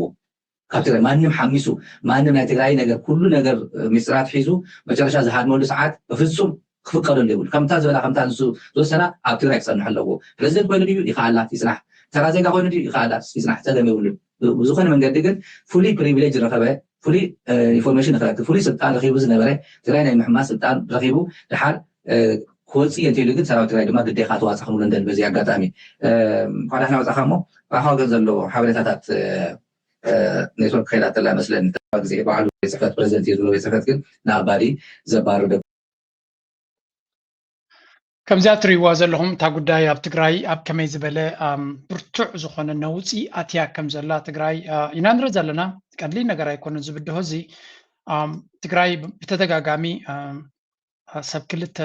ኣጀንዳ ዝኾኑ ህዝቢ ከምዞም ትሪእዎም ዘለኹም ኣብ ኣዲስ ኣበባ ብዝተፈላለየ ኣጀንዳታት ዝኸዱ ዘለዉ ከም በዓል እዚኣ ማለት እዩ 10 ግዜ ንዝተፈላለየ ረብሓታት እናኸዱ ነቲ ኣብ ትግራይ ዘሎ ኩነታት ኩሉ ግዜ ብዋጋ ትግራይ መናብሮም ከመቻችው ዝፍትኑ ድሮ ኩሉ እቲ ዘለዎም ሓለፋታት ንትግራይ ምስጢር ብምሃብ ትግራይ ኣብ ሽግር ክትኣቱ ብምኽኣላ ጥራይ ዝግበር ዘሎ እዩ ስለዚ ሓደው ናይ ትግራይ ኮይኖም ምስ ትግራይ ደው ክብልሎም ተኻላይ ድማ ብዋጋ ንትግራይ ረኪስካ ፀወታ ድማ ከም ዘብቅዕ ክገብር ክኽእል ኣለዎ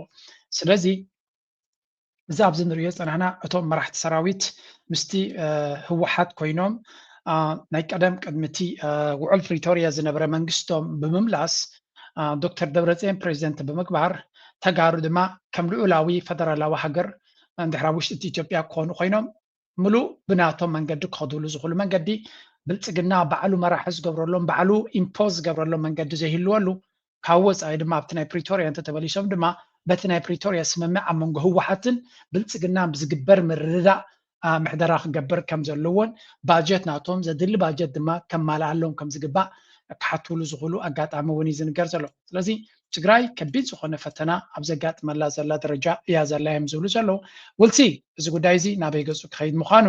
ምስቲ ኣብ ልዕሊ ፅምዶ ዝወርድ ዘሎ ፈተናታት ወይ እውን ንፅምዶ ጠጠው ንምባል ዝግበር ዘሎ ኣካይዳ ክትሪኦ ከለካ ድማ ፍልይ ዝበለ ትርጉም ክህልዎ እዩ ናው እዚ ብወገን እዚ ኣብ ትግራይ ዘጋጥም ዘሎ ጉዳይ እዩ ትግራይ ኣብ ኣዝዩ ኣገዳሲ መድረክ እያ ዘላ and that is because ትግራይ ኣብዚ እዋን እዚ ብልፅግና ኣብ ዝኸፈበ ደረጃ ስለ ዘሎ ነዚ ሕጂ ዘለዎም ኩነታት ኣሚን ትግራይ ኤክስፕሎድ ንክትገብር እቲ ህዝቢ ኣብ ናሓትሕዱ ንክልዓል ሓደ ካብቲ ብልፅግና ዝገብሮ ዘሎ ኣብ ኩሉ ተዓዲ ዘሎ ግን ናይ ትግራይ ግን ፍልይ ዝበለ ዝብልዎ ዘሎ ኣብ ስምዑ ሓደ ወዲ ፅሒፉለይ ዓንቶ 1,000 በፂሕሎ ላምባ ንሊትሮ 1,000 ሚእቲ ኮይና ኢልና 99 ዶ 95 ዶ እንዲኒሄ 90 እንዲኒሄ ገለ ንብል ነርና ሕዚ ካብ ሚእቲ ናብ 1,000 ኣብ ትግራይ ክንደይ ወሲኹሎ ማለት እዩ 10 ዕፅፊ ልዕሊ 10 ዕፅፊ ወሲኹሎ ብናይ መቐለ ጥራሕ ውፅእ ኢልኩም ናፍተን ካልኦት እንተኸድኩም 4 5 ኣሎ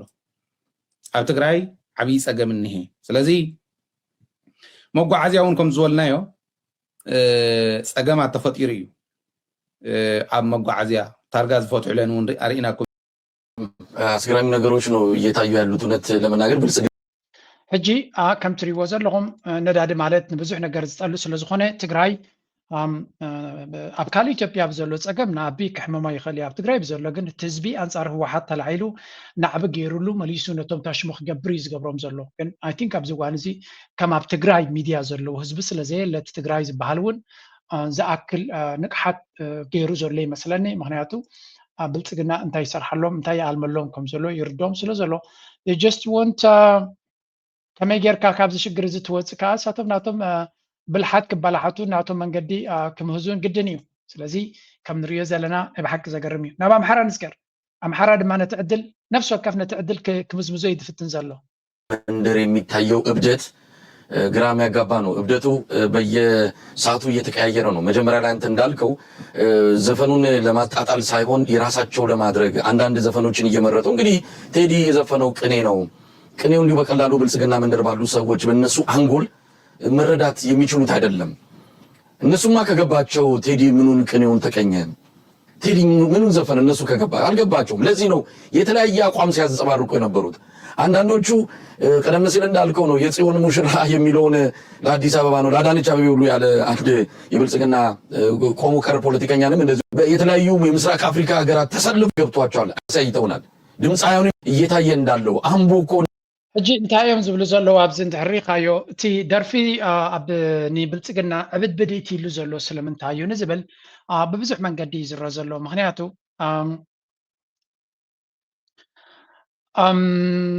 ነታ ሃገር ኣብ ከምዚ ዓይነት ዕብዳን እትይዋ ዘሎ ብልጽግና ምዃኑ ስለ ዝእመን ዘሎ እዩ ወላ ሓንቲ ዝሽፈን ነገር የለን ኣብዚ እዋን እዚ 8 ዓመት ኣብ ስልጣን ገይሩ ስለ ዘሎ ብልጽግና ኣብዘን 8 ዓመት ድማ ኢትዮጵያውያን ብውሕዱ ኣብ ዝሓለፈ 20 ዓመት ዘይረኣይዎ ነቲ ኢህደግ ከም ሰይጣን ዝፈርህዎ ዝነበሩ ከምዚ ዓይነት ቁጠባዊ ሸቐልቀልን ሕጊ ኣልቦነትን መፂእዎም ስለ ዘይፈልጥ ብልሽውና ነይሩ እዩ ሕማቕ ነገር ነይሩ እዩ ፖለቲካዊ ዓፈና ነይሩ እዩ ግን መነባብሮ ናቶም ግን ሪዝነብል ነይሩ ስለዚ እዚ ሕጂ ወሪድዎም ዘሎ ግን ሃገር ኣብ ከቢድ ዝኾነ ኩናታት እያ ንሓትሕታ ትጨፋጨፍ መነባብሮ ካብ ቁፅፅር ወፃኢ ዝኸደ ንሱ ድማ ሃገር ቤላ ከም ዘላ ብኤኣይን ብሰማይን ዝዛረብ ኩንነት ናይ ተዓዲ ረሲኡ ዘሎ ምስተራየ ኣብ ልክዕ ግዜኡ ነዛ ኣልበም እዚኣ ብምውፅኡ ናይ ብሓቂ ታሪካዊ ስራሕ ሰሪሑ እዮም ዝብልዎ ዘሎ ከምኡውን ብሓፈሻ ብልጽግና እውን ገለ ክፋል ነቲ ደርፊ ክወስድዎ ይፍትኑ ኣለዎ ግን ብዓብዩ ሓደ ነገር ግን ይረአ ኣሎ the Oromo government narrative the speaker argues that despite the government's Oromo centric rhetoric the Oromo people have suffered more arrests and killing under this administration than the previous one is claiming that the government only service a small clique on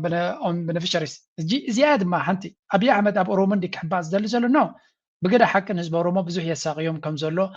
نوحدات اللي تنا أوروما حيزوز قبرو زلهم بر أوروما ونزتك ما يكون زبل زرباون أقدر داسيو أتادر فينا يعبد ما نايتهدد ما ني أمحرا ويون حد عليه ده يكون سارقة ولا نتجارون زحوست يا تجارو هجي سلاينا مهان كان فلتكاينا كندحن ني أبس اللي تهرمنا زل خاب قلنا خلنا يبلوا له كلهم يوم زلوا زلوا كم زيت فتوى فلتكاينا جن عبزيا وانزيا كند سلاينا بلصقنا نابس له زغون نعو أمهرام سلة حجزنا زلها أبغون نخلنا زبلو بزحات نسمع لنا مش بزحات دم تقدر في تا أقدر استرفنات بفلاي بمليونات الرزلة it's also an indication that بلصقنا زحمة ما زلوا عبد ثلاثة معلتي تا عندي تا بوليتيكاوي درفي 10 مليون صبري والله سلازي زي كنا من تايت ملختنا تا مستزبي خيط كم زلو زنقريو زغا مليسونة بلصقنا تشجرو زلي now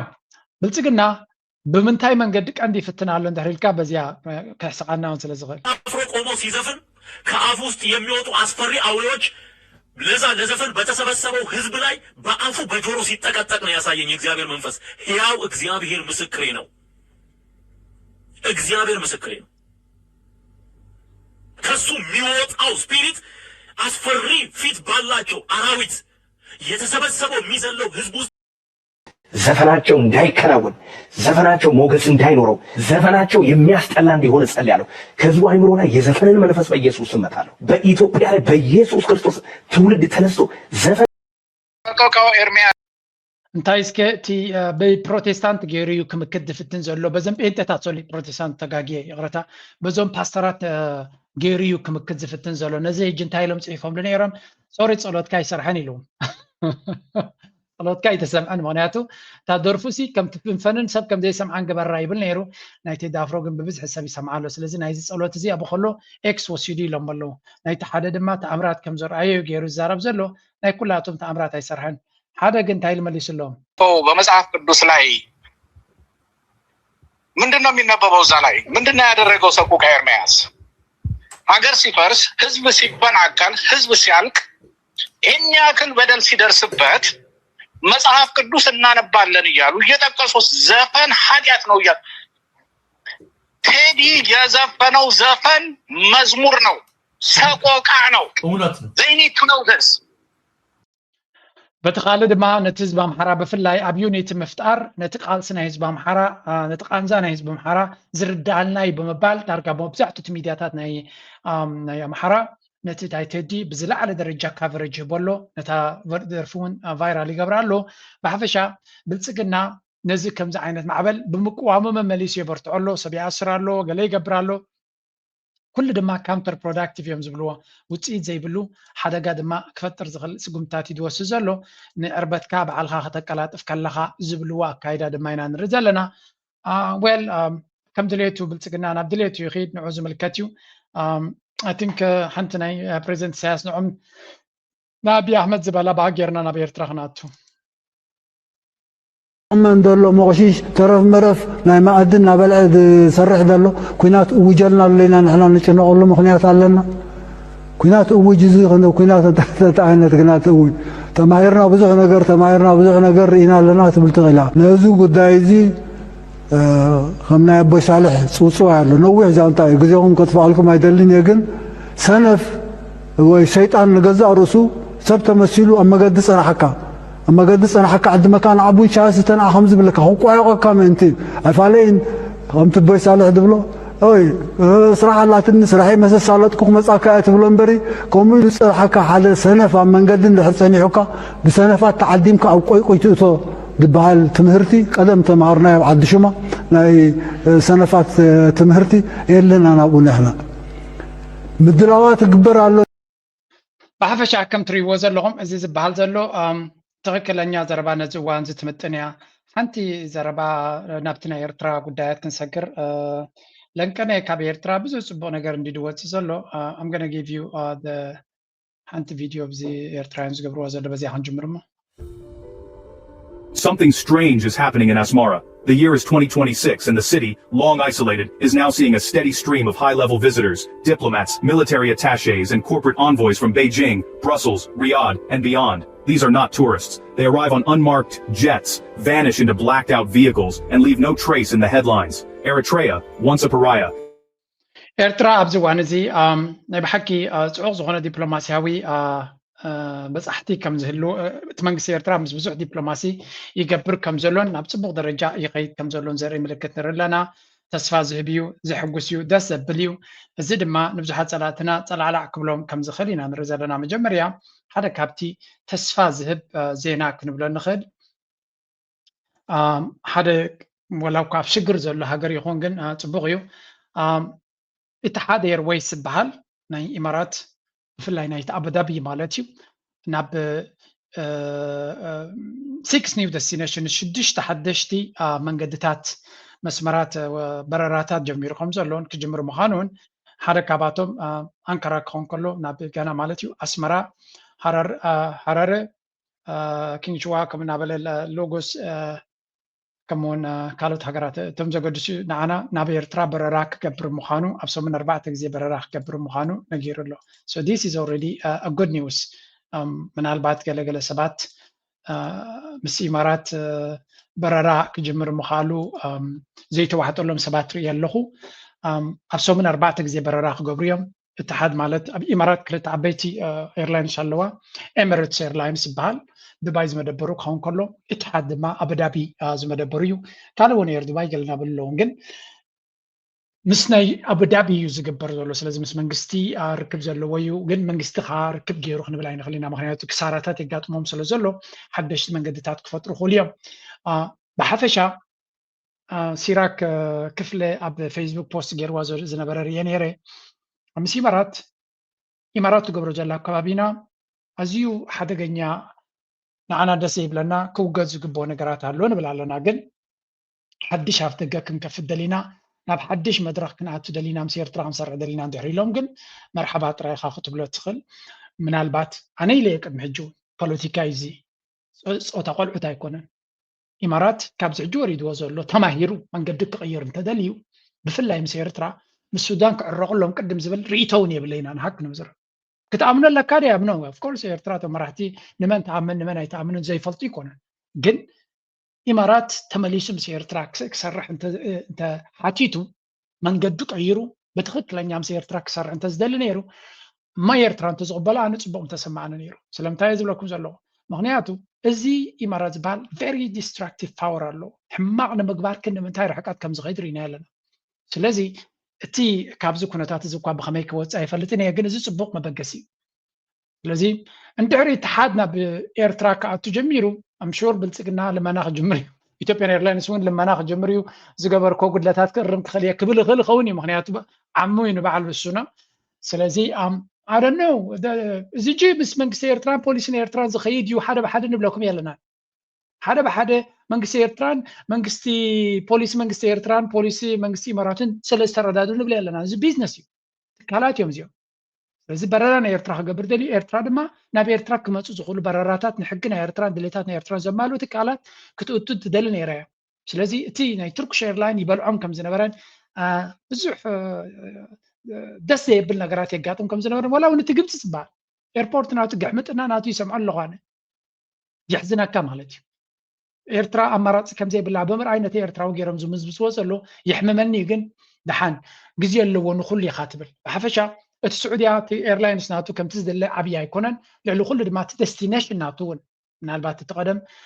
دبي ويونت أبو دابي سنتر نايتي ترانزيت سلازقونه نبزوح نجر أبو سبي كبيو من نقدون انتقونه حفشة أب سعودية يتزبالت عندنا نبلجن نسو مدرخو حليو جن اتحادنا بإيرترا جزء وكبر مخالو كالوت إيرلاينز ونكم تقولوا زخلوا من قدي مخنياتو إيرترا أب توريزم من بيزنس كتاتون سلندل زلنا next topic ناتي مستوريزم تعازيا هذا بينا حيزان بيتنا زلنا أبي علنا أبدا وجود قتمنا أسمر علنا كهبابي بارزيلي علنا حدا حدشت بوطاتات كنت سيدي اللي زلقوا لو ما أنتي ندرس بوطاتها نيالا هوتيل كوينا بار عنقول خب بارزيلي ربعي كم يلا ربع كوينا تدخلوا فايدي كافي تبان بوطا انت حيزو متى مالو زبا أخلق لكم تذكراتكم دا تعبنا لها جا دا تعبى توسكوناتنا بالعنا حديثنا هنا سو فايدي كافي نخيت تحيزو متى كنت لهم عزوبة منا كمزات ريواز اللهم طبقتي ناي توريست سنتر مالتيو انا كريا خلو كلها بقي كاميراين رياز لنا جن كمزة عينت ازيا قداس فيديو I really like this سلمتاي إيرجا ميديا نتورك تبون يوم زقبرو حدا جزي بزح لوجيستيكس كحتهم كم زغلي ردعني وش شمع بعفي متين هج من أجركم أو عقاني ردس بلني نعتاد حسوتات دس يزبلني أبي ستوديو زقبر انترفيو سترا إذا كنا سكابو وتي خاز زقبرون دس بلنا نقرات يلا ممكن أكون معاه طبعا إيش تفاش نازلة هذا كابتي إيرتراين حزب إيرترا كريوز دلي كم أودينس ونا ميديا سلزلو كم زعينت نتي أبي إيرترا زلو كنتات زنس أبارق كخون كله I know the logistics ناتو كبيديو كساراتات اللوجن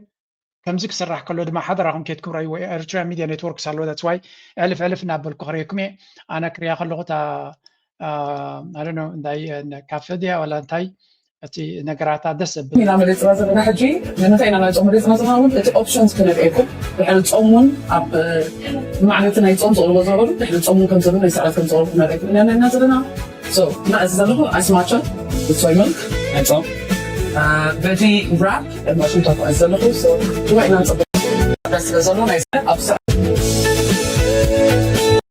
أجي أبي إيرترا كم زعينت مقبل بمغرابو كلا سبدس كيف لا يخليه but always remember أبقى لها قرك تقول شغل لهم تاي تقبرو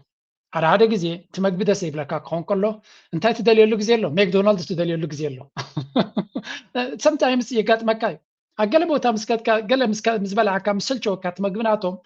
እንታይ ትደሊ ነቲ ትፈልጦ ዋላ ትራሽ መግቢ ይኹን ንዑ ትናፍቆሉ ትናፍቆ ኢኻ because you're familiar with that ማክዶናልድስ ኣብዚሲ እንታይ ምዃኑ ትመግቢ መቐረት ናቱን ስለንፈልጦ ኣብዘይ ትፈልጦ ሓደ ግዜ ትናፍቆ ኢኻ ነው ስለዚ ከምዚ ዓይነት ነቶም ካብ ካልእ ዓለም ንዝመፁ ክናፍቅዎ ዝኽእሉ መግቢ እውን ስለ ዝኾነ ነቲ ናይ መግብናትና ኩሎም ይፈትዎ ኤቭሪ ዴይ ንዑ ክበልዑ ደሊ ማለት ኣይኮንኩን ስፓጌቲ ስለ ዘለና I am pretty sure ኤርትራ ሰሓብነት ከም ዘለዋ ምክንያቱ ኣነ ኣብ ካልእ ቦታ ምስ ከትኩ ምስ ሰልቸወኒ እንዳ ስፓጌቲ ወይ እንዳ ፓስታ ኢኻ ትደሊ ስለዚ እቲ ስፓጌቲ ኣብ ኤርትራ ድማ ብዙሕ እዮም ዘድንቕዎ ምክንያቱ ኣሚን ምዕራባዊ ዓለም ስፓጌትን ፓስታን ፍቅሪ ኣለዎ እዩ ስለዚ ከምዚ ዓይነት ሜኒዩስ ክህሉ ምኻሉ ደስ ይብለና ኣነ ኣነውት ኣብ ኤርትራ ካደ እውን ከም ዘሎ አንድ ልዕሊ ኩሉ ድማ ከምዚ ጌርካ ትገብሮ ቪድዮ ኣይ ሆፕ እዚ ቪድዮታት እዚ ዋላ ብእንግሊሽ ትራንስሌትድ ኮይኑ ኣብ ኤርትራ ዝርከብ ሬስቶራንታት ትብል ምክንያቱ ብዙሓት ሰባት ትራቨል ቅድሚ ምግባሮም ነቲ መግቢ እውን ቼክ ስለ ዝገብርዎ ኣይነውቶም ናይ ወፃኢ ዩቱበርስ ይገብርዎ እዮም ነዚ ብኤርትራውያን ክቐርብ ከሎ ግን ደስ ዘብል እዩ ኣይ ላይክ ስ ክቕፅለልና ተስፋ ንገብር ምስቲ ናይ ኤርትራን ኤርላይንስ ከሪአኩም ፀናኩ ቆራዲፅያ ዘለኹ ዛ ቪድዮ ኣብ ኤርትራ ሚድያ ኔትወርክ ኬትኩም ራእይዎም ሰፖርት ግበርዎም ካብ ኤርትራ ብዙሕ ፅቡቅ ዝገብሩ እዮም ስለዚ ለንቀነ ብዙሕ ፅቡቅ ነገር ንሰማዕ ኣለና ካብ ዓዲ ኖ ታቀንዳ ገዳሲት ባረሲ ኣልኩም ነዳዲ ኢትዮጵያውያን ይጭነቁ ኣለዉ ካብ ኤርትራ ንኤርትራ ግን ካብ ስዑድያ ነዳዲ ኣትዩ ከም ዘሎ ኢና ንርኢ ዘለና ኣይሆብ ኣብ ኤርትራ ድማ እዚ ሽግር ኣይመፆምን ዘመነ ሕርሻ እውን ስለ ዘለና ኣብ ወደብ ባፅእ ነዳዲ ዝመለት መርከብ ካብ ስዑድያ መፅያ ከም ዝነበረት ዝገልፅ ሓበሬታ ነይሩ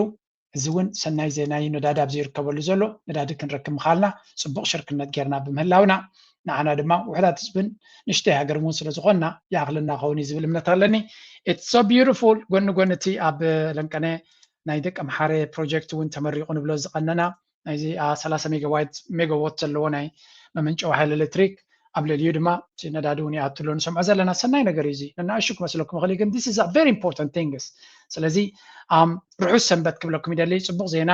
ብፅቡቅ ነገር ንውዳእ ኣለና ጎኒ ጎኒ ድማ ፅቡቅቲ ደርፊ ድማ መወዳእታ ክገብረልኩም እየ